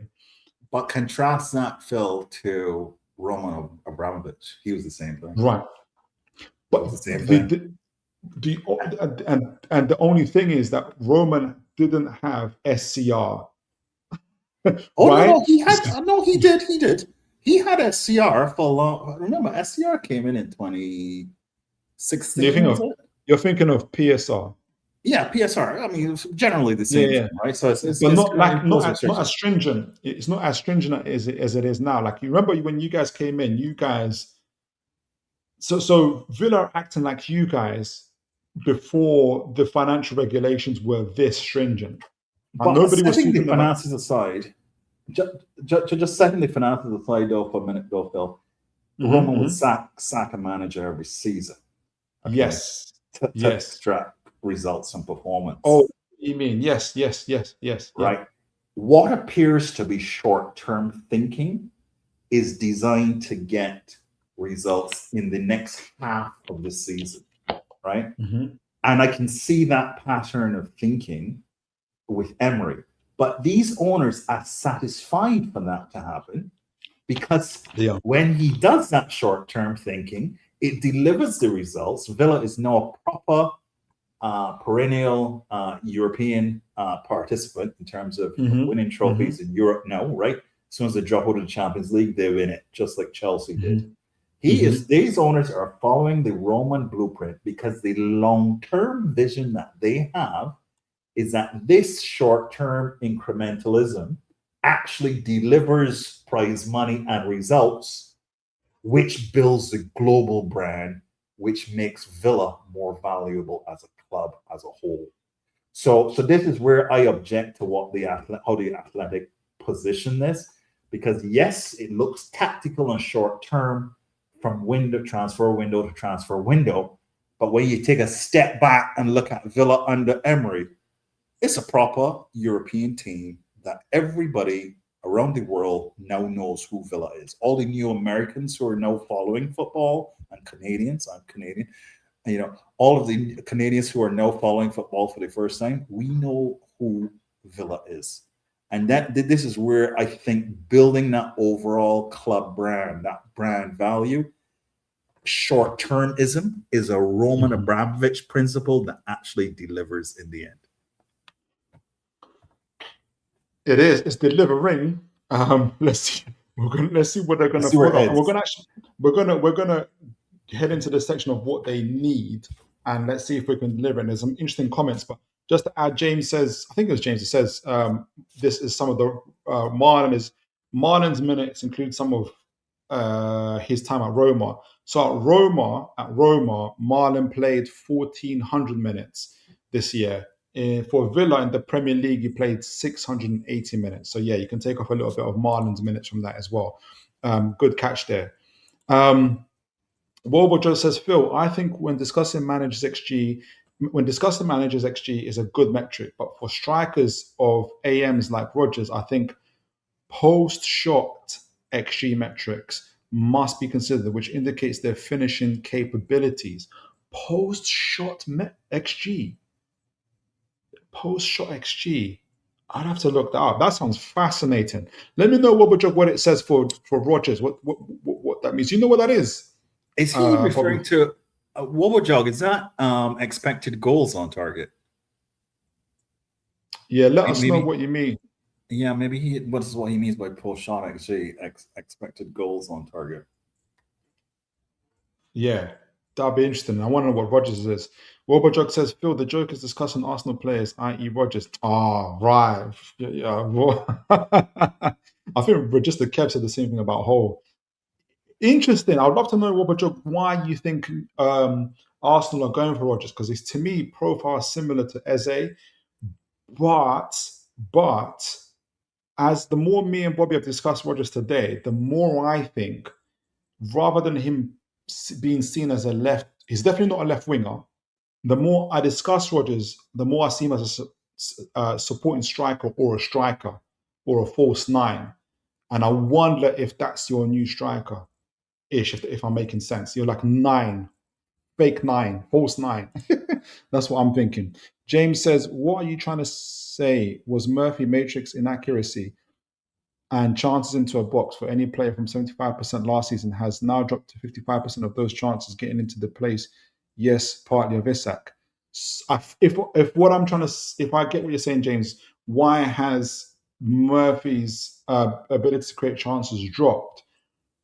Yes, it's dropped because Voldemort, if you look at, for instance, Voldemort's touches in the box, I think it's like a 10, 20 percentile.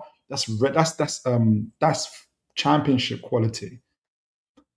You look at Isak, you look at any decent striker in the Premier League, any striker worth his salt, his touches in the opposition box are going to be higher. His offensive duels are going to be higher. Voldemort are at scarily low levels. And if you've got a striker who either A, can't hold up the ball and link play together, which Voldemort can't do, or B, run in behind, you're going to have a very tough time for the likes of Murphy, who is a out-and-out winger. You know, he's on the right side with his right foot, trying to get the ball into the box. If you have no runners, you haven't got the guys that can link up with them, those type of wingers become null and void. Absolutely null and void. James says, part of the Murphy's quality this season has been very poor any crossing the ball. Again, I think it's down to crossing. I think it's more to do with the movement of our strikers. I don't see how you go from a guy that had 15 assists or 16 assists, I can't remember how many assists we had last season, to literally 1 or 2. I think it's the striker. It's very evident it's the striker that's changed. I want to say that Murphy is probably one of the best crossers in the league. I can't think of anybody who's better. Yeah, no, absolutely. And if you've got players that can move in the box, he's magic. He's the guy for you. Robodrug says, Phil, my hate for Unai is 2 parts. Wow, Robodrug's really gonna break this down for us. My hate for Unai is 2 parts. How bad he was at Arsenal, and that is fine if he's a bad manager. I think is exceptional. The more I'm reading this stuff about Villa, I have to appreciate his hustle. But then he goes to, then what would you continue to say? But then he goes to Villa and he's not only 10 times better, but also derailed our title charge. The Forget him. problem is the fans, Wojo. The problem is the fans. Yeah. Lack of Your patience. fans, your players took the absolute mick out of him. Like, whereas Villa fans absolutely love him. Games done since Villa will generate more wiggle room with the sales of Marlon, Gussand, and Bailey. And you know what? I have no doubt you probably will. You've definitely got teams that are interested in them. I think Palace might be interested in Gussand, Roma might be interested in Marlon and Bailey. My only reservations of like a Bailey is age. My overall reservations for all those players, and you can tell me because I haven't got the time to look at all their wages. What wages are they on? Because I assume they've got Prem wages, and so can Italian clubs or Spanish clubs or whatever clubs they're at. I think Bailey was in. I can't remember what he was outside of. He was outside of the league. Whether teams will take them on, I think that's the only risk that you run. I'll just make a quick comment on this. James Dunn is a Villa fan as well. Sorry, go on. Right. Oh, is he? James Dunn, big up to you. Welcome, James Dunn. Just to make a comment on this very quickly, James Dunn, I think the issue here is, and Phil was focused on the actual squad cost. What we probably can look at a future. In a future session, maybe, is the UEFA sanctions. And that is more about the overall profitability of the club, which is not player specific. So these three players that you have on screen here, unfortunately, Villa pulled the trigger on Malin too early. So I think his loan is a guaranteed loan to buy. So in other words, the fee is already locked in. So your profit on Malin is capped. You're not going to make much profit on Gesson or Bailey. So you actually need over £90 million of profit from a sale. So in other words, you have to take out the sales proceeds of the player. I don't know how much you bought Rodgers for example, but let's say if you bought him for £40 million and you sell him for 100 million. That 60 million difference will go towards reducing the 90 million pound loss that UEFA will assess on you. And that's why you've got to sell a better player than the ones that you have listed here. And that's an excellent point. I think he has also adds to that, Games Don, at some point as well. I'm going to get back to him. But welcome to the channel, Games Don. And it's a great answer, Bobby. James says, we played in you win. How are you feeling like the likelihood of losing to Morgan? Oh, yeah. So I was talking to Games Done. Wobblejog says post shot XG is a metric that calculates the probability of a shot resulting in a goal after it's been kicked. Oh, right. Okay. Whereas XG talks about the quality of the position and where it's at just before the shot's taken. So what's the difference between that and goals on target, Phil? Expected goals on target. It's not the same metric. Based entirely on the quality. So he just says. So it says. Probability of shot resulting in a goal after it's been kicked, based entirely on the quality of the execution. So I wonder. I'm wondering. Maybe that's a great question, Bobby. Whether the distinction is goals on target is where the actual shot ended up. So the goalkeeper have to make a save, hence goals on target. But it's the last bit here that Wobblejug says the quality of the execution. So is he looking at the quality of the strike itself? So whether it's outside the box or wherever it is doesn't matter for this particular metric. What matters is the quality of the execution of itself, the strike itself. Calculates the probability of a shot resulting in a goal after it's been kicked. So that's what I'm thinking, is the actual execution of the shot. Was it worldy or not? Was it how was it delivered? And maybe that's something that Morgan Rodgers is quite consistent in. That's what I'm thinking. You mean Wobblejog? He might have to do some more explaining for us. Wobblejog says, I hope we get priced out of Rodgers. Great player, but not what we need. That amount of money, north of 80 million. No, sorry. So he doesn't want him. Oh gosh, we've got tons. I'm going to read a few more and then we'll get back into it because I've already got Bobby for a limited time as well. Emery, Games On says Emery isn't really about the signings, it's about the team and players understand the process. We do need greater depth. We struggled mid-season when we got a few injuries, and I think that's your midfield that was taken out. Great point there, Games Done. We need to sell to play some games in midfield though. How else has Voltemadas had to play some games in midfield though? He did, but part of the reason why he played in midfield is to he still this whole thing about Voltemada playing in midfield. He played in midfield because he couldn't play against defenders, and it was to get him more kind of physically more aggressive playing against defenders. He actually plays in midfield for Germany as well. After Nagelsmann gave us a whole earful about him, Voltemada playing in midfield, he actually played in midfield against Finland as well. It doesn't stop him making runs in behind. It doesn't stop him from being able to be strong enough to hold up play, back to goal, and lay off, which he's not good at. It doesn't stop him from keeping up to pace with the game, which he's still not very good at, and he struggles to do. And it's quite evident in that. I think if you case in point, watch the game against West Ham against St James's Park, and watch him alongside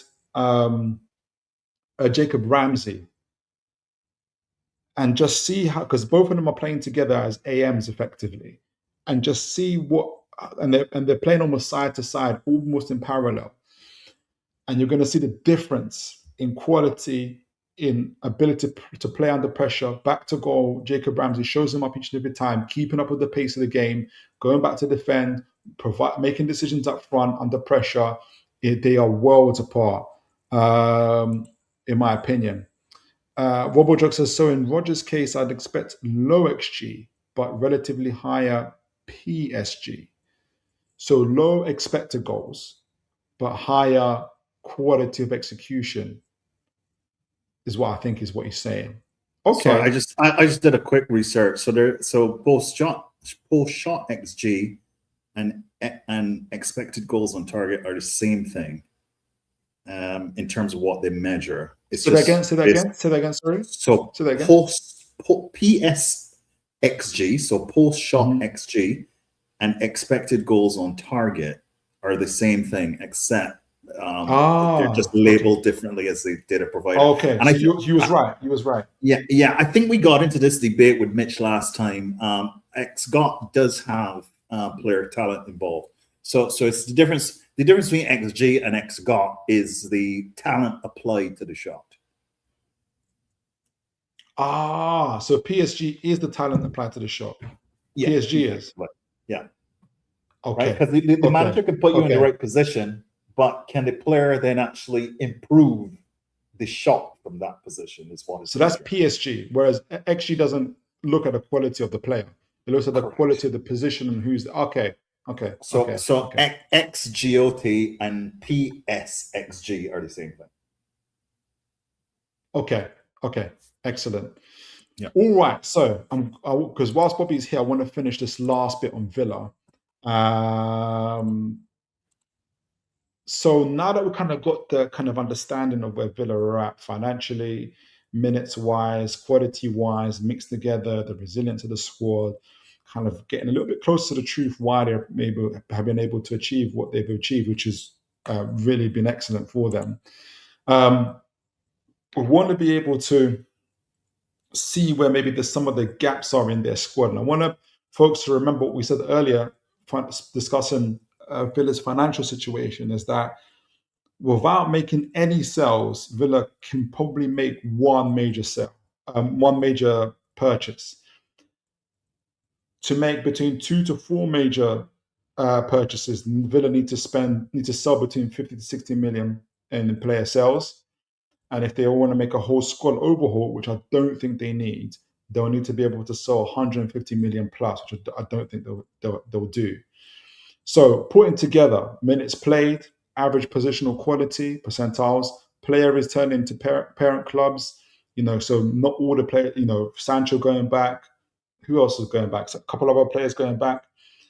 Players effectively unused, like Bizot, loaned out, not or trusted by Emery, like Goussand. This is where you would rank Villa's kind of priorities at the moment. So undoubtedly, if they are going to make that one major pie, it's in their right wing or wide forward position. So biggest quality gap is the fact that Bailey's going to be going, Goussand's going to be going, Elliott's going to be going, Dobbin is unused, but I think he's a young player, and Sancho's going to be going. So there's no one really to supply alongside or rotate or support Watkins and or Rodgers, right? So you need another attacking option, right? You had Rodgers playing 4,500 minutes. He's going to be playing the World Cup as well. Watkins is 31, 32 years old. You need another player, and you need another striker. So I have another wide forward to rotate with Rodgers, and second priority, another striker to rotate with Watkins. Abraham is not used. Tammy Abraham is not used. I think that gives you an idea of where he's at in terms of his quality and what he's providing to the team, which is minimal. And I think third priority would be another centre back. You've got Mings is 32, Lindelof is a squad player. Kwanzaa is the only one that's kind of real quality. Pau Torres is there, but he's also getting a little bit older as well.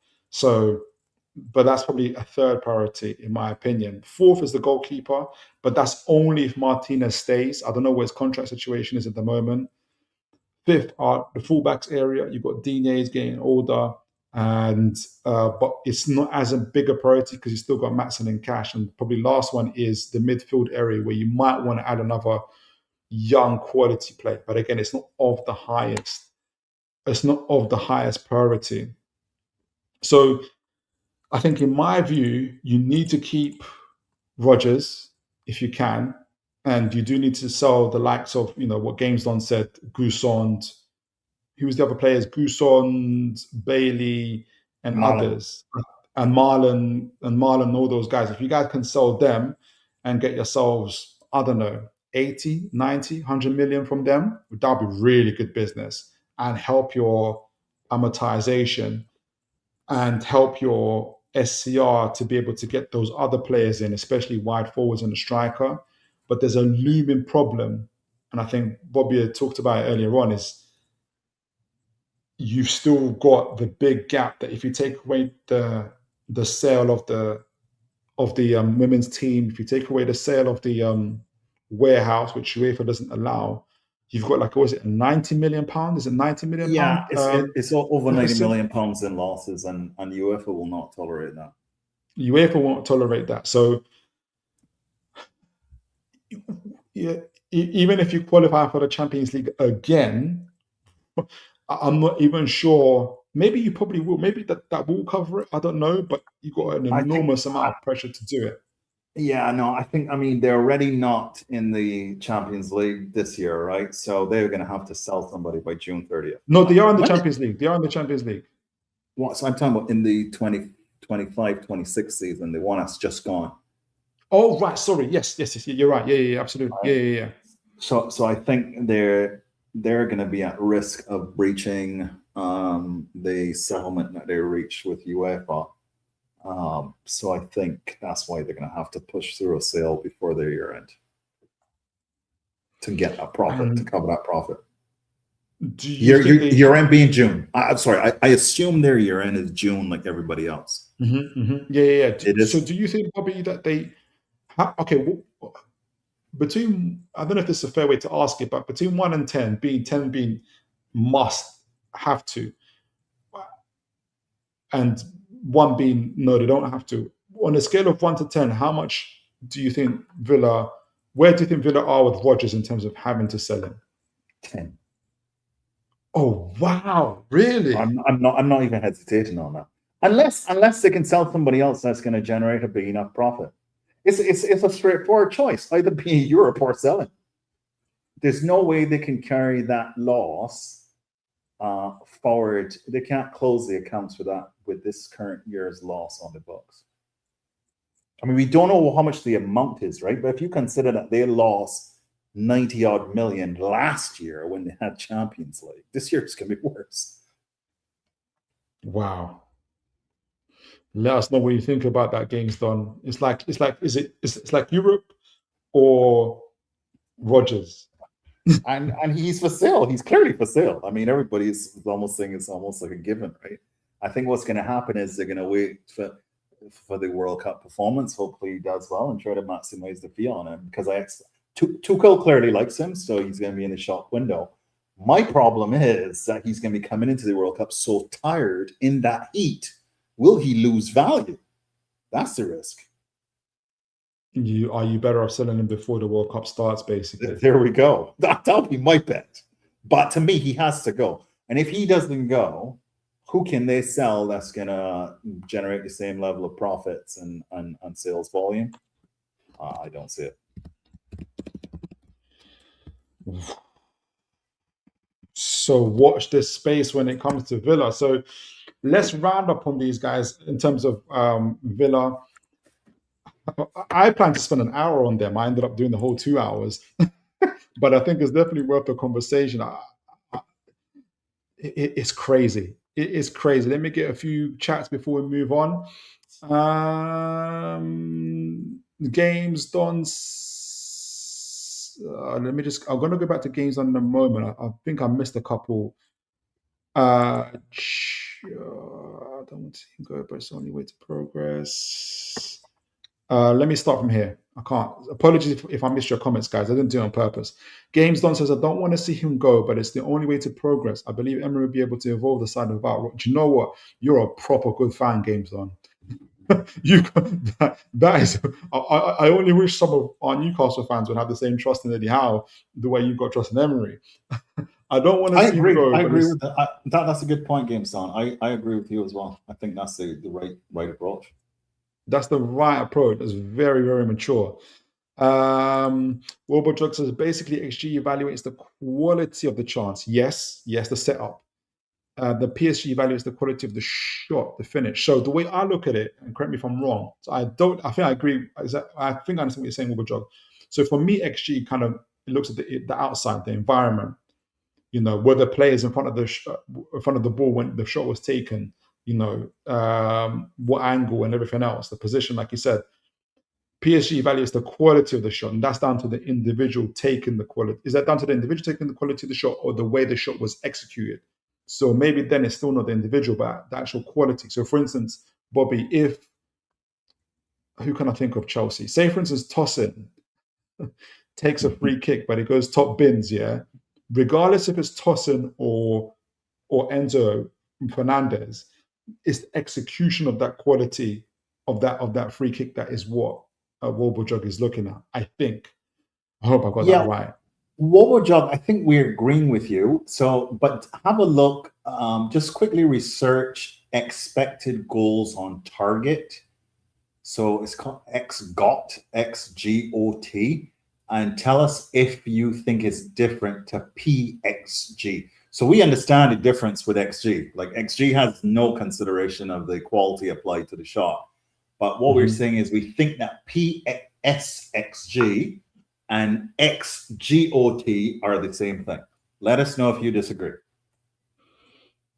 All right. So, brilliant. I'm going to go, just let you guys know in the comments and in the chat, we're going to go for another 20 to 30 minutes or so, and then we'll wrap up. But it's been a fascinating show. Absolutely brilliant. You guys have been phenomenal. How Out Crew says top Turkish teams pay big wages. That's the one place you can flog players to. True. And it says, I think you mean, it said Missa, but I think you mean Wissa. Is destined to end up in Turkey, hopefully, anyway. I agree. Come on, guys. Give the players 2 seasons to prove themselves. I'd like to as well, but man, if we can get somebody better, I'll be there. Games Don says I don't want that feeling. I don't know what that feeling will be. Elliot Anderson is valued at 100 million plus. Rogers, an attacker, will cost more. Yeah, there's no way. City are walking away from that deal. They're not paying 100 million for Elliot. If City pay 100 plus million for Elliot Anderson, they're going to ruin the market for sure. Because I can't see what, and they are walking away from it. I can't see what they're comparing that to. Who is? 100 million pounds for Eddie Allen? I don't think so. How is using Voldemort? I think how is using Voldemort badly. Well, let me know how you think they should use him, because he's not good at holding up the ball. He's not a target man. He's not good at running in behind. He's not good at scanning the pitch before he gets it. He's not good at playing under pressure. He's too soft. He doesn't like the physical duels with the defenders. Let me know how you would use him, or how you think Howe should use him, and I'll be curious to know. So the PSG.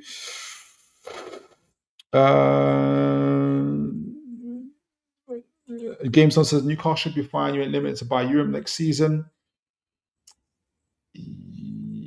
I would like to be limited by Europe, but I hear what you're saying. Yeah, we'll have some space to sort ourselves out for sure. Robert says no. Unai should keep Rodgers. He's way too important to leave for any amount. I really don't want this to happen. Budget utilization has to be 10 out of 10 this season. Budget utilization. You just won the Premier League. Forget the budget. And Robert Jog is agreeing with you about something, Bobby. I don't know what you said. I think he's agreeing with the XGOT and PXG. So yes. Okay. Yes. Brilliant. Now we on the same page. Appreciate that, Robert Jog. Brilliant. Yeah. How about Cruz says, I reckon we'll have 200 to 250 million to spend. I think we might spend. I think if you ask Bobby, he thinks we're going to spend even more, or we've got the ability, or we're preparing to spend quite a bit. Well, look, and here's the problem, gentlemen. And I know we want Wissa, we want Walter Mata and these guys to go, right? But if you sell them now, you're going to crystallize quite a significant loss on the value of the player, and that's going to destroy your SCR.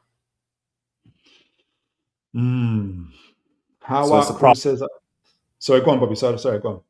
No, sorry, I was just adding on at the end. So it's a problem when you think about. You see, it's not as simple as just, hey, let's get rid of these players, because if we sell him for 50 million, that's 50 million in the bank.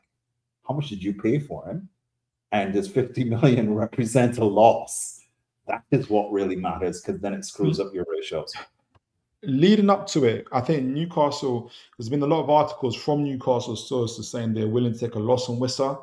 I don't know how much of an impact a loss in terms of sales has an impact on SCR. I think it's different when it was PSR, because it literally counted losses, whereas SCR looks at revenue. So I don't know. Go on. It factors in as the three things that you have to add is the amortization, the wages, and the gain or loss on sale. Oh, the gain or loss on sale. Okay. That's part of your squad cost. Okay. Because they don't allow you to book the profits and not consider the losses. If you see what I'm saying. So like Villa this year, they need to book the gain on Rodgers, right? Conversely, if you had to sell a player, you got to book the loss on it, and the loss is immediate. So if you bought Walter Mata for 80 million last year and you want to sell him for 50 million, there's going to be a year of amortization, and at least I want to say $20 million of loss that will just hit your SCR right away. Europe and EPL. Yeah, I think we're going to loan him out. That's the best way to do it. That's the best way to do it. We have to do Villa style loan outs. How about Cruz says, I reckon we'll have to. Yeah, sorry, I read that one already. Adrian says, don't worry, Phil, you've got enough faith in Eddie Howe to make up stuff.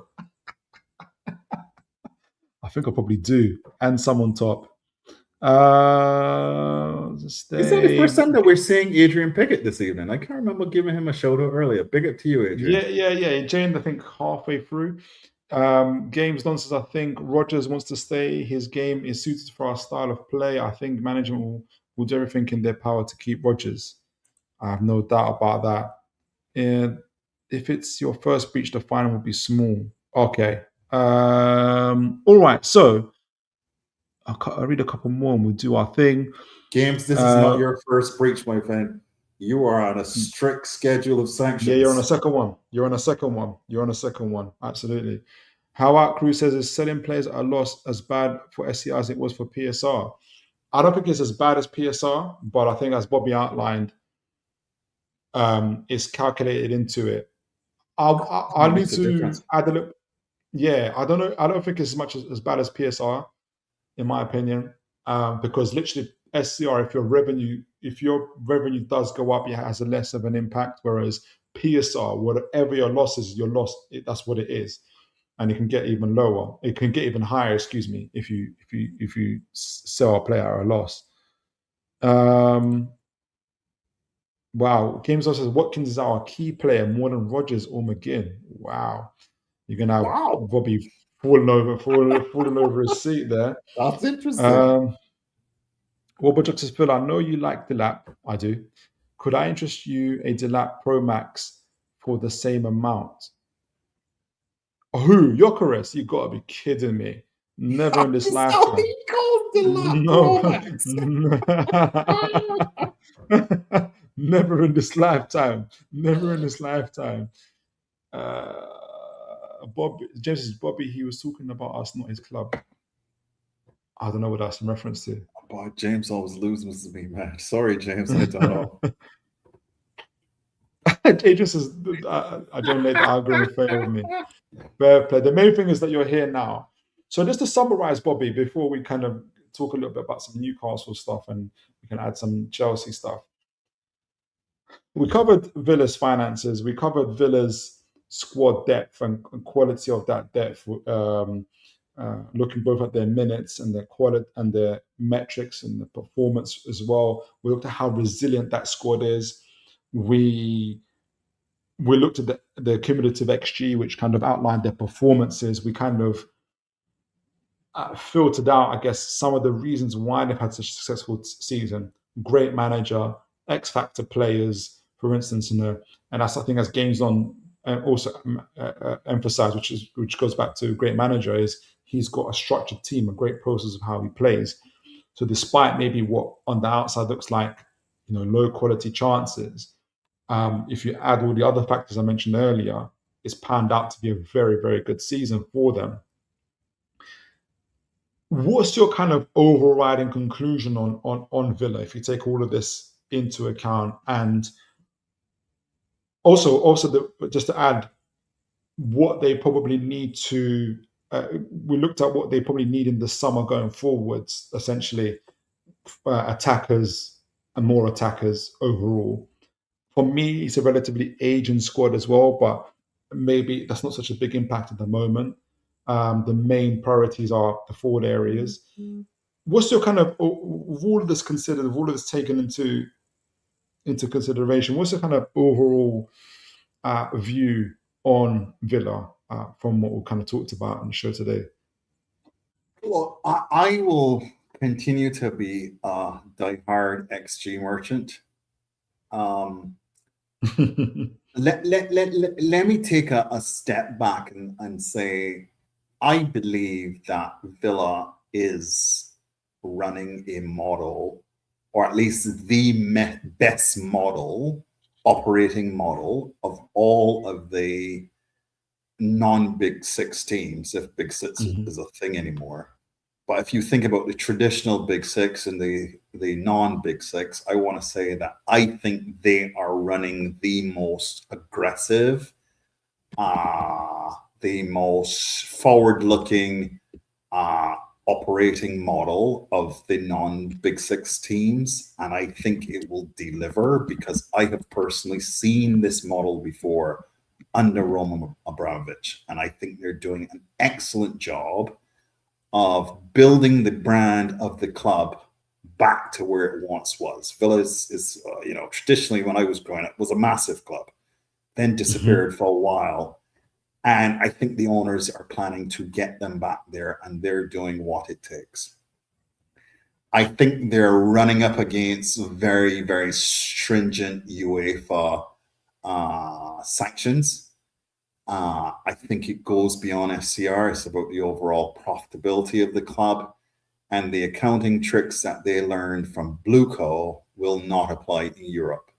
So I think the biggest hurdle for the club is remaining compliant with UEFA They've got enough strikes and will have another strike, I believe, soon.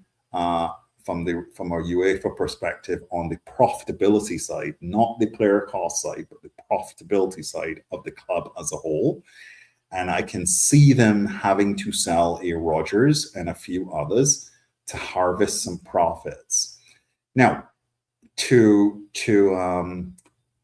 the earlier point, though, that was made about being able to lose a Rodgers by games done. He was satisfied for Rodgers to leave, and he was comfortable that Emery was going to replace him with a suitable player. I think they can have that confidence. But just looking back at the XG table last year, I think they were a fifth in the XG table, and which is not far off where they finished this season. Forest, look, I feel like the XG table this season will reflect where you are the following season. So I worry about Villa from that perspective. The data is suggesting that they're going to be a bottom half team next season. Can Emery pull a rabbit out of the hat again? As usual, Phil, I learn a lot from you whenever I come on this show. I never thought about the fact that, hey, look, what he's doing is having these high quality attackers taking low probability shots from outside the box. Teams are responding to that, creating space for Watkins, and all of a sudden Watkins is scoring a ton of goals at the end of the season. So look, he's an outstanding manager. Like, I'm not going to sit in my armchair in Bermuda and pretend that I know better than him. So I think Villa fans have to be, or have an opportunity to continue to be optimistic about their season next year. I want them to do well. I think everybody wants Villa as a club to do well. There, to me, are a model of how you should have owners run a football club. And I think they're doing a great job with building their brand. I think it's going to be one of the highest valued clubs in the world very, very soon. So I think Villa fans have got a lot to be optimistic about. Wow, that's a fantastic summary. Let me know what you think, Games Done, and any other Villa fans who either on the chat now or play back this live stream. Be really, really keen to hear from you. And Newcastle fans, what's your take on this, and how would you compare Newcastle's model to this? We're going to talk a little bit about Newcastle's model in the next part as well, but I think it was very fascinating getting to research Villa and getting to this point, kind of finding out these different details about Villa.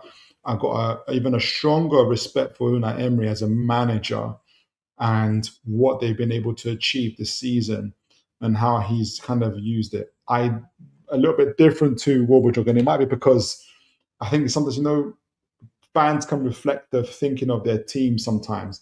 Like, I remember, I don't know if Warburg does this, but I know Olu, who is an Arsenal fan, I go on Spurs Kings.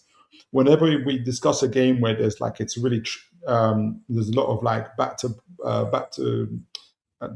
what's the word I'm looking for, up and downs in terms of the game itself. He doesn't like those games. He prefers them controlled and slow, methodical, just like his team, right? So I'm wondering if I'm looking at Villa's, like I said, in my view, burning the candle at both ends approach as not maybe working very well in the short term, but worrying in the mid to long term. They've got an incredible amount of debt to cover.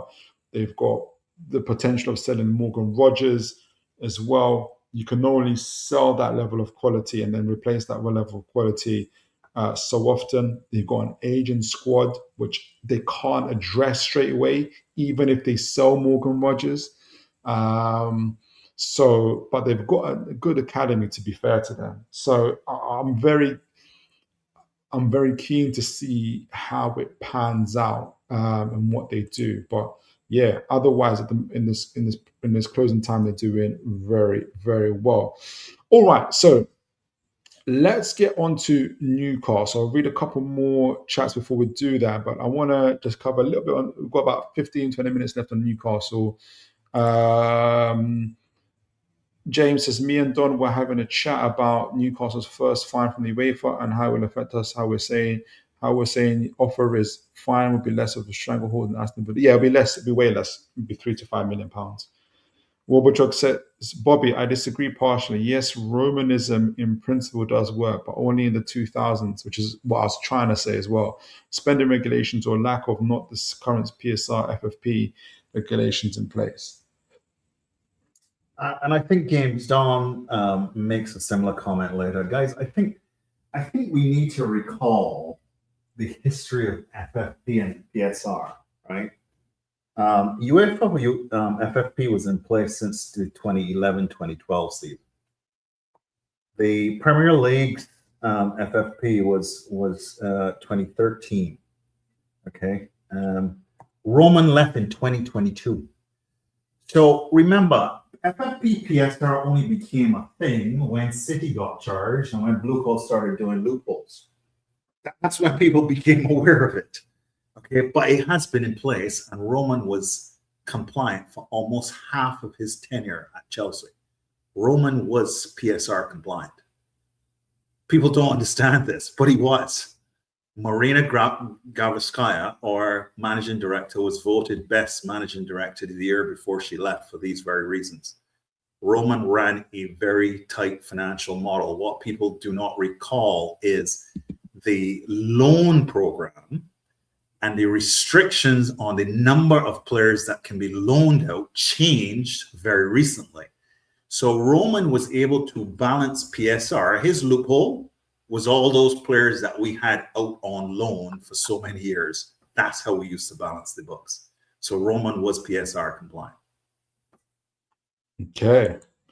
Warbojog says you need 5 years of constrained spending to have a club with enough revenue streams that are sustainable even with current regulations. Games on Chelsea and the other top 6 teams could spend with no limits in the past and built on their success. I think Bobby kind of answered that. With 2 more and then we'll go into, we've got like 15 minutes on Newcastle. But you guys have been phenomenal as always. I hope, and I want to thank guys as well for your incredible chats, your liking, sharing, and subscribing as well. Wobojog says, yes, Phil, I've been identified. My heart rate actually goes up when we are forced to play basketball. That's exactly it. We end up talking, we end up like sharing the same principle as our team. So I'm kind of aware of that when, for instance, how Bobby's describing Villa, and I'm kind of thinking why I'm thinking the way I am so about them, and which might be the reason. So it's not, I'm not kind of out and out saying I can't believe Villa are operating like this. They must be crazy. No, like this, you know. Then I am not. Maybe I will be too much leaning towards another way, which is Newcastle's way. And every club, there's more than one way to skin a cat. Games Done says Villa is the oldest in the league and will be looking to bring down squad average age. So yeah, I hope. Glad you said that, Games Done. Glad you said that because that would make sense. All right, so. Newcastle, we've got about 15 minutes or so left on Newcastle. I wanted to cover because we have, I'm about to update my overall squad table for Newcastle in terms of who's like to stay, who's like to go, and who's in the middle.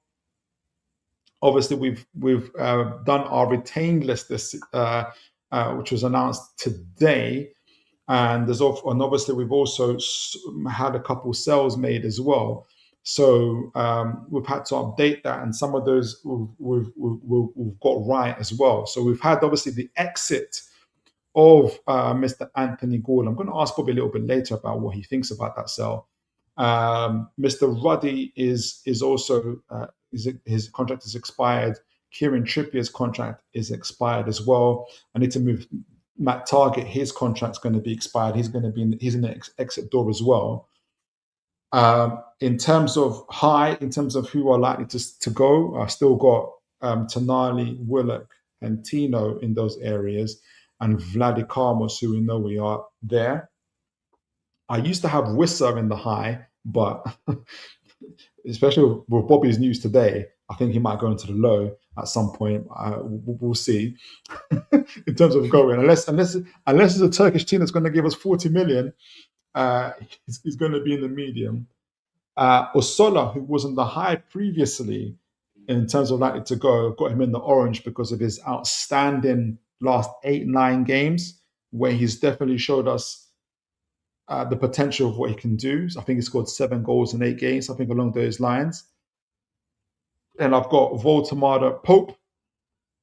I need to put him in the low because I think he's going to stay.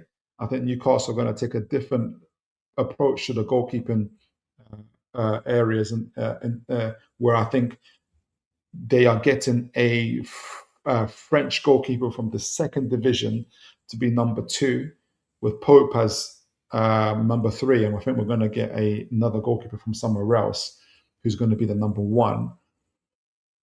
I've got Bruno in the orange, just because I think Toon is the more likely to go, so it's only 1 or 2 of them that's going to go.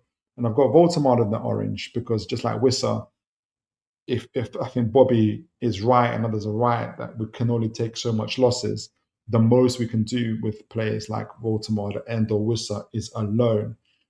And we know that Shaw has sorry, can I pause you there? So absolutely. I've not looked at your PSR room, so I don't know how much you can tolerate in terms of losses. But all I'm saying is, I would just caution calling for some of these players to be sold, because then it will impact your ability to bring in others, right? So absolutely. I think anybody who's been in recently, I'll be like, well, could a loan work instead? I think it will. And remember, our SCR is 85% because we're not in Europe. So our SCR is 85%, but it's still, you don't want to be taking unnecessary losses for sure. Shaw he's been given a new contract. We've confirmed that today. Also Gillespie, and I think the likes of Jacob Murphy and Joelinton are likely to stay as well. So those guys are in the low. So before I actually get onto this bit and others, Bobby, what was your take? What was your view when you heard that Mr. Anthony Gordon is going to Barcelona, and he is at Barcelona? That deal has also gone through. Well, I mean, and just to add to that, Bobby. Sorry to just to add to that. Let me lay the table. Sure. In the context of last year, as you know, because you was with us and we went through it together, the Isak saga, literally from the beginning to the end. I'd like to say that Mitch was in denial more than I was, but it took me. And that literally went to the last day of the season, the last day of the transfer window. Whereas Mr. Gordon is already a Barcelona player before this official window has even opened just yet. So I think it shows already a very different behavior and attitude from the recruitment team, led by a new CEO and sporting director. So very, very different to how we handled the Isak situation. So in light of all of that, Bobby, what's your thoughts on maybe the way, kind of asking in terms of how the deal was executed, but also maybe on the player going to Barcelona as well? What's your kind of overall take on all of that? I think what Barcelona confuses me because they seem to have made a choice for him over Rashford, right? And I'm not sure if they're going to keep both. I can't see it happening. I don't know what your perception is of Gordon versus Rashford. For me, one or the other, I really, not much of an incremental difference from my perspective, but I've never been fans of either per se. But look, remind me again, how long was Gordon at Newcastle? 3.5 years. There we go. Okay, so that kind of explains it, right? What a lot of people, and I'm having running battles with people in my fan base who are still in denial about Article 17. But yet still we are seeing players forcing moves. Gordon, for example, would have had until the 8th of June to unilaterally terminate his contract because he would have served his protected period. Isak didn't quite fall into that category. because his protected period, if he stayed at Newcastle, he would have been able to terminate his contract only this June, but he obviously forced a move earlier, right? Fans are not recognizing that Article 17 is a thing. FIFA published a paper or a direction in January of 2025, so it's as recent as last year. And just to explain to folks what this means is that once FIFA has taken a view after the Lassana Diarra ruling at the European Court, the ECJ, that they want to allow for the freedom of movement of players after 3 years. And clubs and fans need to understand that that's happened and start to accept that it's happened. Right? Now, Newcastle, having been through the Isak situation, obviously learned their lesson. And I personally, setting Article 17 aside, if a player wants to leave and they're going to generate a nice big PSR, SCR profit, and a nice big cash flow of 80 million euros or how much ever you went for me, you sell the player and then you go and you buy the appropriate talent, 2 or even 3 players to replace that one player. And at the end of the day, you have a stronger squad. And we've seen John W. Henry do this with both his baseball and his Liverpool team. So I think it was an excellent piece of business by your new CEO. So I at this point believe that Newcastle has actually armed itself with a battle fund of about £400 million for the transfer market. You've just added £80 million to that transfer kitty. You don't have to do any more asset sales, right? So he wanted to leave. He was forcing a move. He was entitled to leave according to FIFA. And Newcastle said, okay, we have until June 8th and we're going to get the business done. You want to leave? Here you go. And they pocketed a nice big sum of money. So I think it's fantastic business. It creates a lot of SCR room. It creates a lot of UEFA room. And it helps with the profitability. Not that this was necessarily a problem for you. But I think it was excellent business to get it done out of the way. And now you can show the rest of the players that who might be thinking about, exercising their option under Article 17 that, hey, look, we've got money and we're now about to go into the market as of July 1st and start doing some serious business. So I think it was an excellent move by the new CEO. Have nothing but compliments for the piece of business that you guys just did. Just quickly, what do you think, and I'm kind of asking you on the spot here, you might not know the answer to this. So Gordon's been sold for, say, 70, 80 million. I think he was in about 120K a week contract. How much, in that player sale alone, do you think, how much wiggle room do you think that gets Newcastle SCR-wise? So I think... So remember, there are 2 metrics whenever you think about complying with SCR, right? There's the squad cost itself, but then there's the profitability of the club as a whole, right? So UEFA and the EPL only allow a certain number of losses. So by just doing this deal immediately means that your 2020 and before June the 1st year. Before June the exactly 1st, right. It's before your year end and you've got the Champions League money. You're going to have a really good, rich year, rich from the cash flow perspective, lots of good margin from a profitability perspective. I don't know what it means necessarily for your squad cost because I don't know what his amortization charge was. Right. And that's going to be important because I can't recall how much you all bought him for. But in terms of 45, creating SC, 45. We're going for 45. Okay. He's been there for Okay, so 45, which means that he was amortizing at 9 million a year. I don't know how much 120,000 per week works out to be, but it's probably gonna reduce your P&L by, I want to say, by 20 million and put you in a profitable in a profitable position. So it's not going to be a needle mover in terms of what you can do in the market going forward.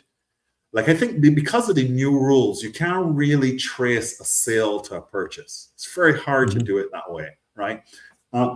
It's more taking a step back and say, look, because we've done this great deal, we've got,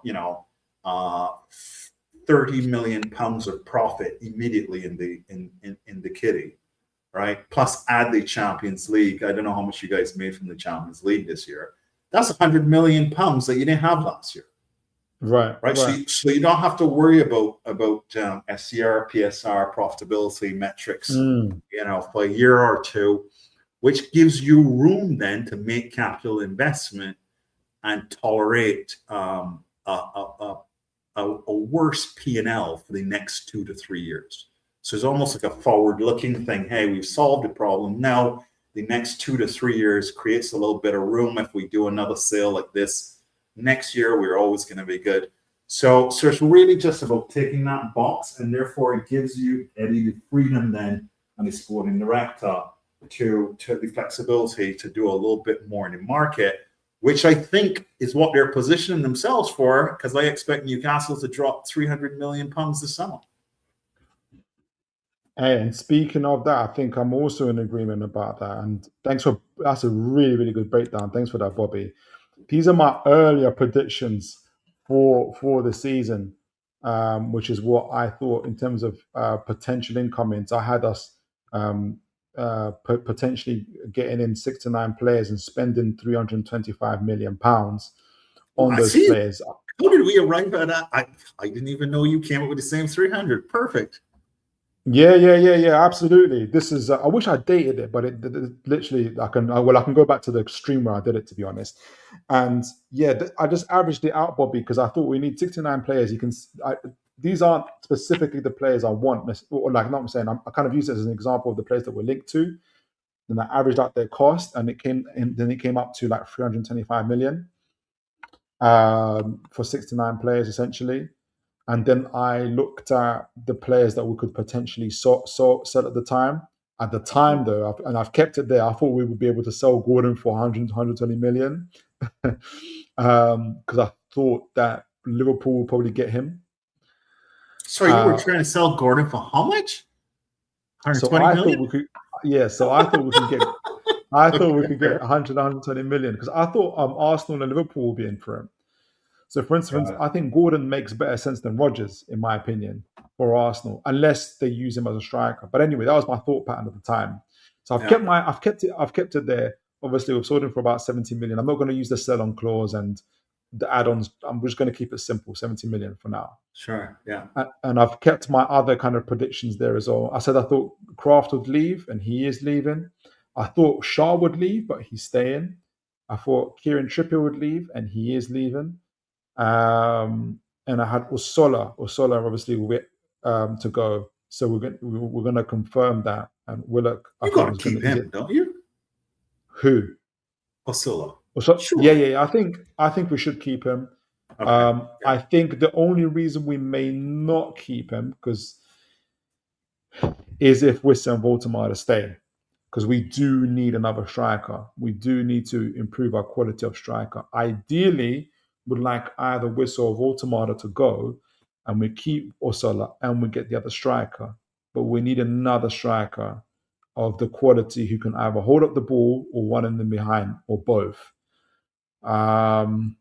So somebody has to make room in that regard for it. Yeah, I mean, just to give you a quick reaction here. I mean, I want to say that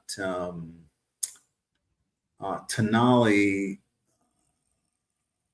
I mean, I can't see more than 70 million for him. I think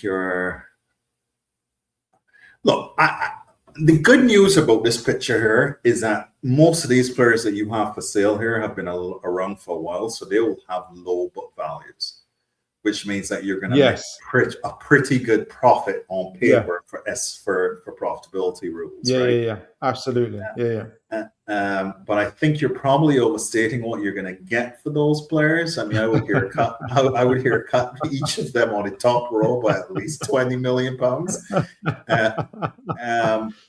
But look, if you can execute on that, then I think your potential incomings you might have more money to spend than there are quality players available, which is a very frustrating position to be in. Yeah. You might be right, because that leads me on to the next point. So, and we'll finish this up with chat and kind of get onto it. So this is, and I want to hold on to that thought in terms of there might be more quality players. So I've also and I've updated this as well in terms of the squad itself, where I thought in terms of the goalkeepers, defenders, midfielders, and forwards, and I've had to obviously update it since Gordon's left, right? Where Newcastle need to fill in the gaps or upgrade, maintain, or essentially just replace. You're doing three things in the transfer window: you're upgrading, you're maintaining, or you're replacing. If you're Sorry, Phil. While you speak, I'm just going to go on mute for a minute. You carry on. Yeah, no problem. If you're doing really, really well with your squad, you're probably doing more upgrading than you are having to maintain or replace. If you're doing really well with your squad. So I had it at the beginning of the season in terms of goalkeepers, with Pope and Pope likely staying, even though I think and us selling off Gillespie and Ruddy and Bloody Carmos and bringing in a number one, and obviously Ramsdale going. I was right on, I think, all of those, bar Gillespie. So Gillespie is staying. And folks obviously would have heard that, and I mentioned this earlier, and it goes back to what Bobby was saying. There might be more money than there is quality players to spend. Ideally, what we're seeing with the emerging picture we're getting with the goalkeeping department is that, like I said, Pope and Gillespie are staying, but Gillespie is like 4th, 5th choice goalkeeper. Newcastle are currently looking to sign a young goalkeeper by the name of Ewan. I can't pronounce Ewan, something like that. He's been playing in the French second division, and is very much seen as an emerging elite player, not a current elite player, emerging elite player, rather than a quality player now, which goes back to Bobby's point about having more money than quality being available. That would, and depending on what report you hear, he's either going to be second choice or third choice. I think probably second choice, in my opinion, with Pope in third. And I think we are likely to get another goalkeeper who is likely to be number one from Europe. I was worried at the beginning that Ewan Joan would be number one goalkeeper. And I thought, we can't be taking the second division keeper from France to be Newcastle's number one in the Premier League. That'll be insane.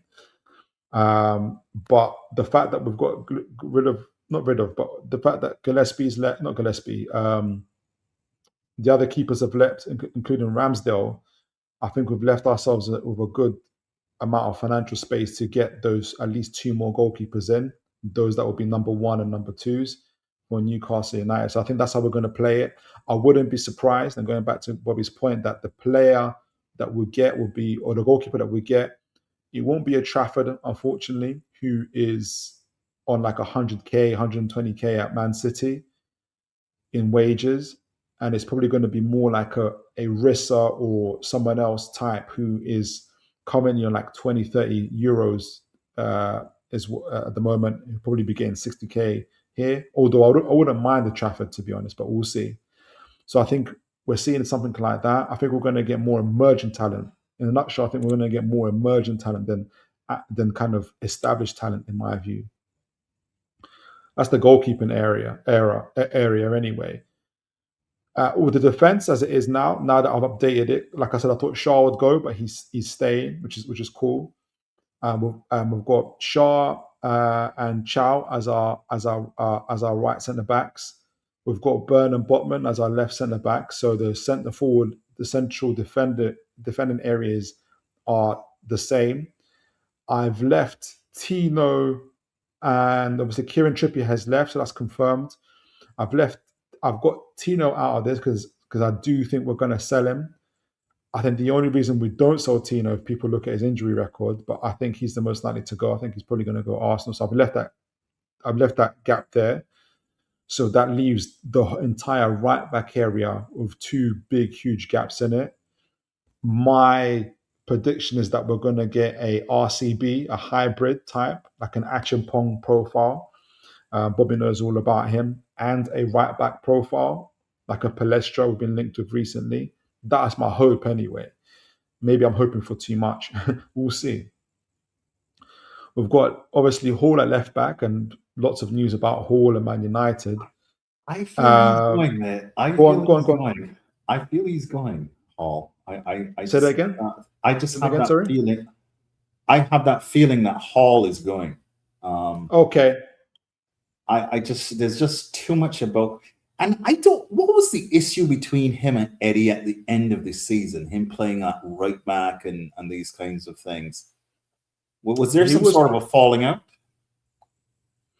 I think that's what people are trying to say, but I don't think there was a falling out. I think playing him at right back was to do with, I think Kieran Trippier left then, it was going to leave anyway. And I think, if anything, it's towards the end of the season, there's a school of thought that says he's helping develop Hall. So don't just play left back, you can play right back as well to add to that flexibility. So for instance, Tino Livramento can play left back and right back. Right. Hall just plays left back. So it makes sense to do that. And he played very well at right back. There's a narrative that because he didn't get into the England squad, he wants to leave. But Newcastle have more players in the England squad than Man United. So it doesn't make sense from that point of view.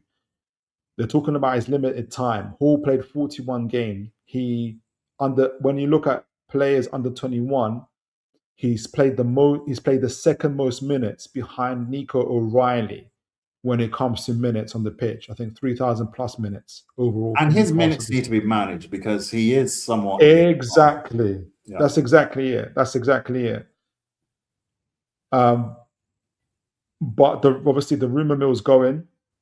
I think a lot of it, and when I'm saying it's agent-led, it's not to say that I don't think it's happening or anything like that. I think there's a lot of things that is in play, and it was similar to the Bruno and Tonali situation. Newcastle made it clear to Tonali and Bruno that we can only let one of you go. So talk to your agents, talk to whoever's trying to buy you, whoever it is, the club is. But know this: only one of you can go. So whoever your buying club meets our valuation first, we'll sell you to that team. I think it would be a similar-ish type of situation between Hall and Tino because they're both fullbacks. But I think Tino's a little bit ahead of the queue in terms of that, just because of prior situations. But that might change. So I'm not saying, Bobby, that we're not selling him. I'm just saying that. How long is he into his contract? How long has he been there? Hall has been with us for... Sure, he joined 2022. So this 2022. So what's now 3 years? Was it 2022, or did he? Because remember, we got him with a loan with an obligation. Yeah. Okay. So yeah. So you have full control of that player. I mean, I'm not convinced that you have control of Tonali and Bruno. So not of Tonali. Not of Tonali. If these guys. No, Tonali's got a new contract. Tonali's got a new contract as well. So he signed a new contract, yeah? He signed a new contract. Okay, so all these guys are locked down. Okay, I got it. So you just need to throw some money at them and they'll keep quiet. Okay, cool. Well, Hall's been given a new contract. He's been given a new contract. Whether he signs it is up to him. But Newcastle are in full control. I think Tino's is the one that's why I think Tino's ahead of the queue. Got it. Yeah. If Man United want to really jump, it's either two things have to happen. Man United have to give us something towards 55, like a good value, very, very good value, a value that we can't, turn away from. Sure. Or Hall really kicks up a stink, which the guys, yes, he was from Slough, London, but his family are all Geordies. Like Newcastle's his first club. For him to pull a stunt like that, he's not going to disrespect the club. Yeah, it'll be nuts, right? So yeah, Andrew says Hall is one of our lowest paid players. Exactly. So that's why we're trying to give him exactly it. So that's why we are offering him a new contract. So yeah, that's the status of it. Like where in terms of that fullback area, but this is like an emerging picture of where we are. I think the main parts are the right side. I do think Tina's going to go. My theory, like I said, Bobby, is that we're probably going to get a hybrid right backs and hopefully on the right, like a Tino type, but we'll see. Midfield, I think Willock's going to go, and between one or two, Willock's definitely going to go, and either Tonali or Bruno. I've got Tonali ahead of the queue, so probably need to get two midfielders, and obviously Gordon has, in terms of the forward line, Gordon has already left. I would be open to Wissa, Voltemada, Murphy, and or Elanga going, but I've kept them there because it's more likely that they'll stay. So Bruno has actually not gotten, he's not renewed his contract, it seems. Seems as though he's still on his old contract. He renewed his contract. He renewed the contract last year. Did he extend it? I can't remember if he extended it, but he got a higher pay. I'm assuming that he extended it. He took away a release clause from it because he had a release clause on it before. No, he had asked for a release clause. He had it taken off. Can't remember. I think he's going to get given another contract. The big reason I think teams have turned away so far is his age. He's 28 years old, and there's a little bit more midfielders available at that price. Okay. You have to be under 28 for Article 17 to apply. So, okay, that's why you guys have the leverage. Got it. Oh, right. You have to be under 28. Okay, I didn't realize that. Yes. So, because I was going to say, I thought you guys are dead in the water, but he is, he's 28, so he can't unilaterally do that. Tonali could be interesting. I don't think y'all could dictate to him unless he signed an extension. No, he's got a new contract. Yeah. So he signed a new one, yeah? Yeah. He signed a new contract. Okay. Well, then and if he extended the date of his contract, then he similarly should be under your control. Yeah. I mean, the only other, and I don't think these are players are going to go. Barnes got 2 years left, but he's over 28, and I think he's 28 actually, 27, 28. And I think we're looking at a new contract for him, though Aston Villa are looking at him. How old is Barnes? Let me just confirm that. I've got him at 28, but let me just double check. Barnes is... yes, he's 28. Barnes is 28. So okay, well, all these guys are under control. Yeah. Joe Linton's got 2 years left, but he's also like 29, 30, something like that. Yeah, these guys can't exercise Article 17. So, yeah, that's where they're at. Before we wrap up and I go to the comments, Bobby, what's your kind of... We've talked about how much they could spend and where they're at. What kind of strikes about this, and what's your kind of... What do you think Newcastle will do in the summer window? What's the kind of early signs of where you think they're heading to? Obviously, we talked about how much cash they have at the moment, the money that's been moved into banks, the early move of Gordon. How does this, and obviously now you're looking at the gaps or potential gaps in the squad as well. What do you think Newcastle? What's the early signs of how Newcastle are moving are telling you, and also what do you think they're trying to do? What can be achieved? How would you kind of summarize all of this, really? So let me, if I were to play Newcastle's CEO for a minute, just looking at this picture, right? Right. this looks like a situation that is perfect for a rebuild. And having been through a fairly idiotic rebuild under Blue Call, I have got experience in this space. And therefore, looking at this, I actually think there's a legitimate, this team is set up legitimately for investment. As I said, we've gone through the numbers, you and I probably have a little bit more of an optimistic view than you do about the amount of money available for investment. I didn't only look at the amount of capital investment that was made, which I estimate to be around £450 million. But I also looked at the 50% increase in sponsorship from Saudi-based companies. By increasing the commercial revenue, that obviously creates SCR room, which then creates the ability to deploy £500 million of capital into the transfer market.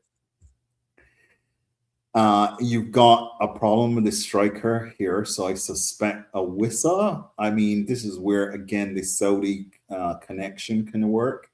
Him going on a loan to a Saudi club for an increase in wages would make a lot of sense, I think, for him and for Newcastle, or even for a sale, right? So that'll be something to be looking at. Poor Murphy, I think he needs to go to a home where he's loved. I wish he could come to Chelsea, but we don't actually buy this kind of quality. We prefer to gamble on kids. But look, the elephant in the room in my mind, Philip, is Eddie Howe.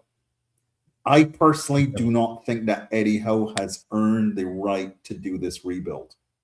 But it doesn't matter what I think. The board obviously has the confidence in him. I actually don't think it's a bad idea for him to continue this season, given that you guys are not in Europe. But to the extent that you do get back in Europe, you do not want to do this a third time. And therefore, the question is, do you do a rebuild under him, or do you do it under a new person? No. And I guess I can kind of see the board saying, look, we're going to do really well with how in the league next year and in the cups. We might pick up a cup. We're going to push really hard and probably get top 4, top 5 next year. Do the investment, have him stabilize the team, and then maybe transition to somebody else the following year who is more of a finisher, who can balance both programs, etc. So maybe that's the way they're thinking. But setting the Eddie Howe debate aside, which I'm sure is quite divisive in your fan base, if I were a Newcastle fan, I am expecting some transfer action. I'm expecting a rebuild. You've got enough slots in this diagram here where you do need to get some players in, not only for the first team, but you need to build that quality behind it as well. So it could be a 3-stage process where over the next 3 windows, including January, they might say, look, let's keep some of the powder dry. So let's see where we are in the league table. Let's see where we are in the domestic cups.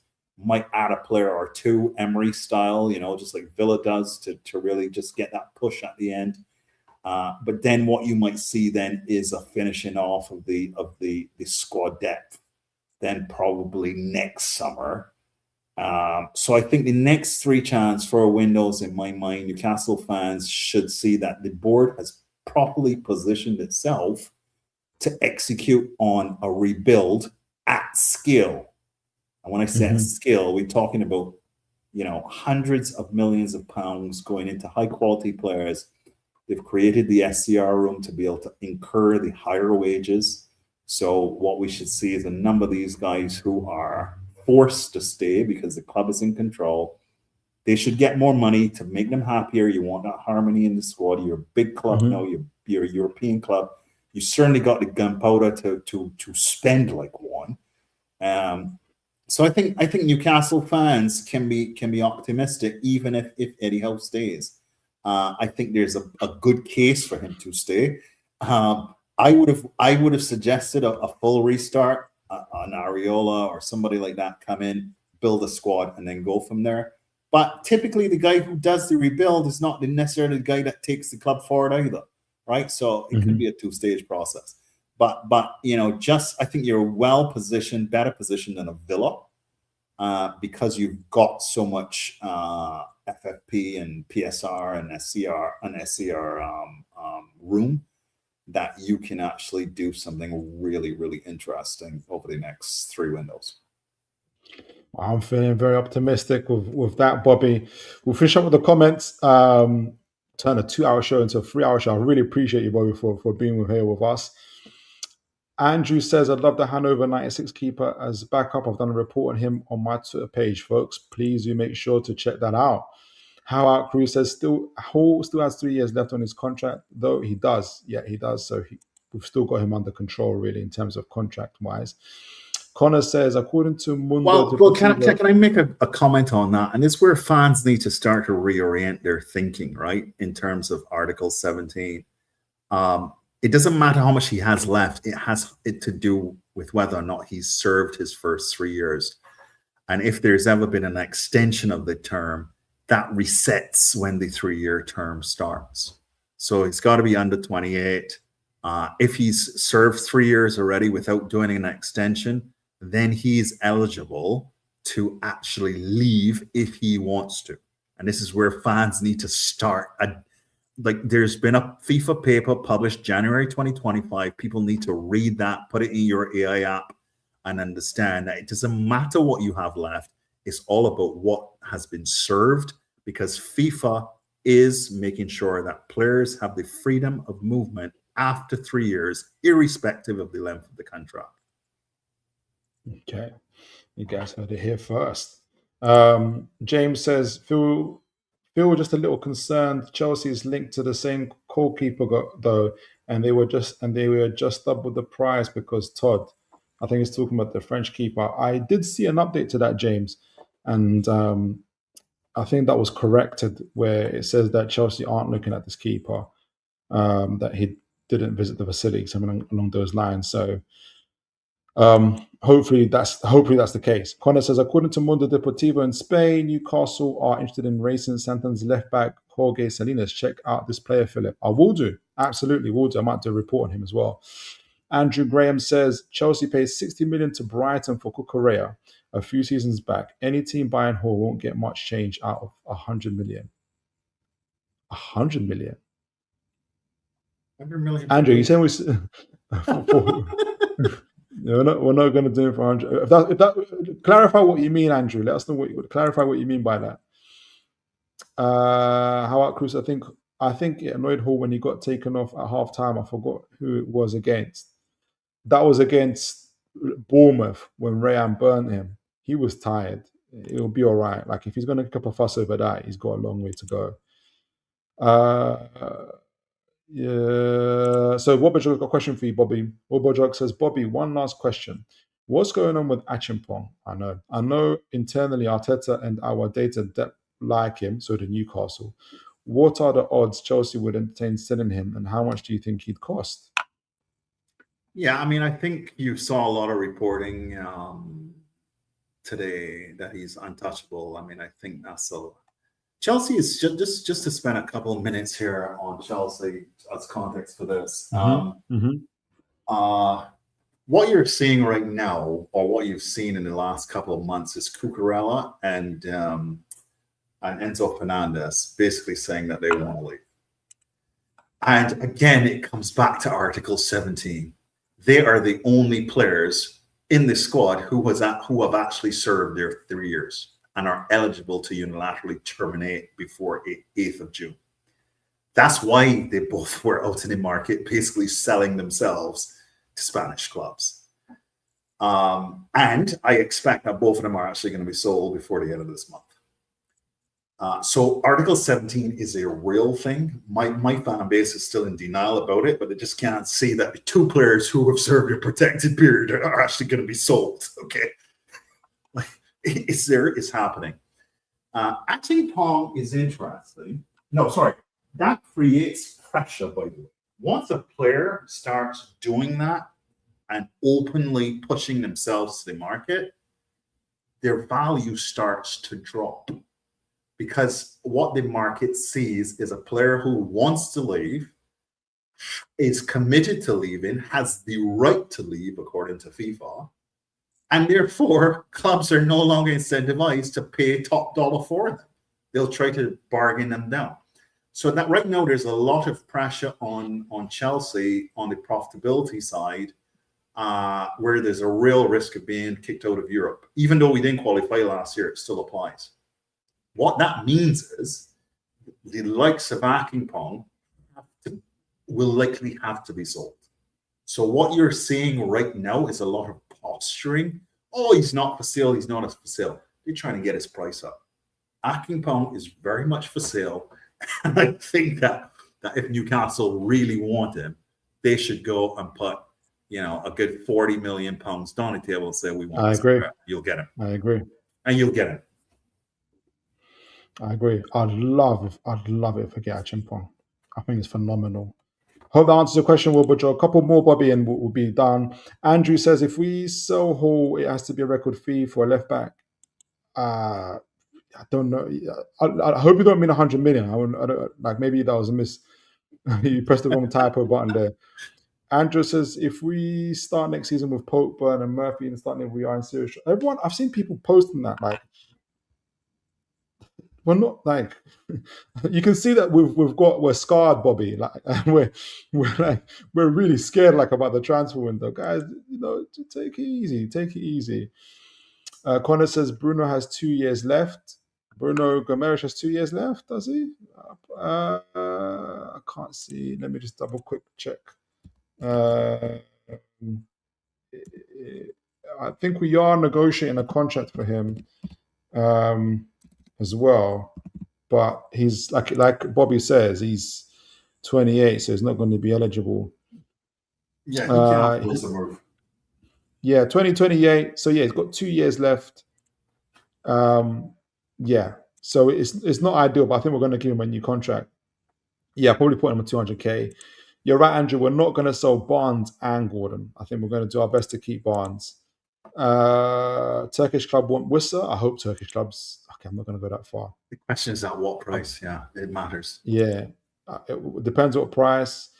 It will turn toxic if Howe starts slowly. Even 1 game a week, there will be no excuses left. I don't think it should be toxic though, and that's the problem. That's more of a fan base problem than it is a Howe problem, in my opinion.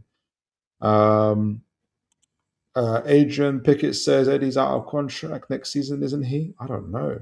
It'd be interesting if he is. Andrew says, ideal world, we need a keeper, a left back cover, 2 right backs, a central midfielder, or maybe 2, I think, a left winger to plug gaps. It's not going to happen, folks. 3 or 4 signings would be asking for a miracle. You just missed. I think you might have missed it, Andrew, but we are definitely going to get more than 3 or 4 signings, I think. And not only that, I think we're capable of getting. We're in a financial situation where we can do it. I think we're preparing for ourselves for that as well. Oh, Andrew says Hall is so much better than Korea, and he cost 60 million. Oh, so Andrew, you're actually standing on that. I didn't realize. Okay, I think he means it. But I don't think we're going to get. I don't think it's going to be 100 million, Andrew. I don't think. Andrew, my friend, Hall can't make the England team. Cucurella just won the European Championships, mate. So it's debatable. It's debatable. Put it that way. Bobby, you've been absolutely phenomenal with us, and so is the chat. Where can folks find you before we? In fact, let me just let folks know that you've all been actually phenomenal. The chat ringing off. We've been here for 3 hours. But again, you guys make the time fly by. We discussed Villa at incredible length. I'm really fascinated to hear what Villa fans think. It's great to have, I forgot the gentleman's name, Don, I think it was, that was here as well, Villa fan. Really great to have you guys and get your feedback as well. We talked about your financial situation, as well as, what it's looking like for the summer, your squad depth, looking at your minutes and metrics and performance quality, where you need to improve and how well you've done in the season, and where you're heading to. Bobby's, for instance, is very optimistic about your team as well. I'm optimistic too, though I have perhaps a little bit of wind of caution about what could happen. Then we also talked about Newcastle. We talked about Newcastle, looked at the overall strategy of where the team is at, financial situation, the squad situation. We looked about the players that have been registered in terms of going forward into the next season, where the gaps are. Talked about the Gordon sell and everything else. And as always, guys, you've been adding that substance as well. And Bobby, I want to really, really thank you. I was scheduled to have a 2-hour show, ended up having a 3-hour show. And you've been able to be with us, adding your expertise and adding the quality as always. So where can folks find you? I don't even think we covered all the content you had planned for tonight, did we? I know. I'll keep it. No. I've got a scouting report, but that will take us another half an hour. I'm gonna keep that for Thursday, guys. I got a player for you guys, and we'll do that for Thursday. Folks can find me at Bobby Fairview on X. Always happy to engage with fans on constructive topics like this. Absolutely. So make sure you guys follow Bobby. Phenomenal account on X. You get to know more about Chelsea. I get quite grumpy at times, so be warned. But look, fantastic being here. I always enjoy being here, Philip, with you. Enjoy this chat. Big up to all the guys that we've been engaging with, and look forward to being back. You've been phenomenal, sir. And guys, you've been incredible as well. Thank you for your likes, your shares, your subscribing, your chats. You've been ringing off as always. Make sure you look after each other and make sure, and as always, folks, God bless you all. Take care.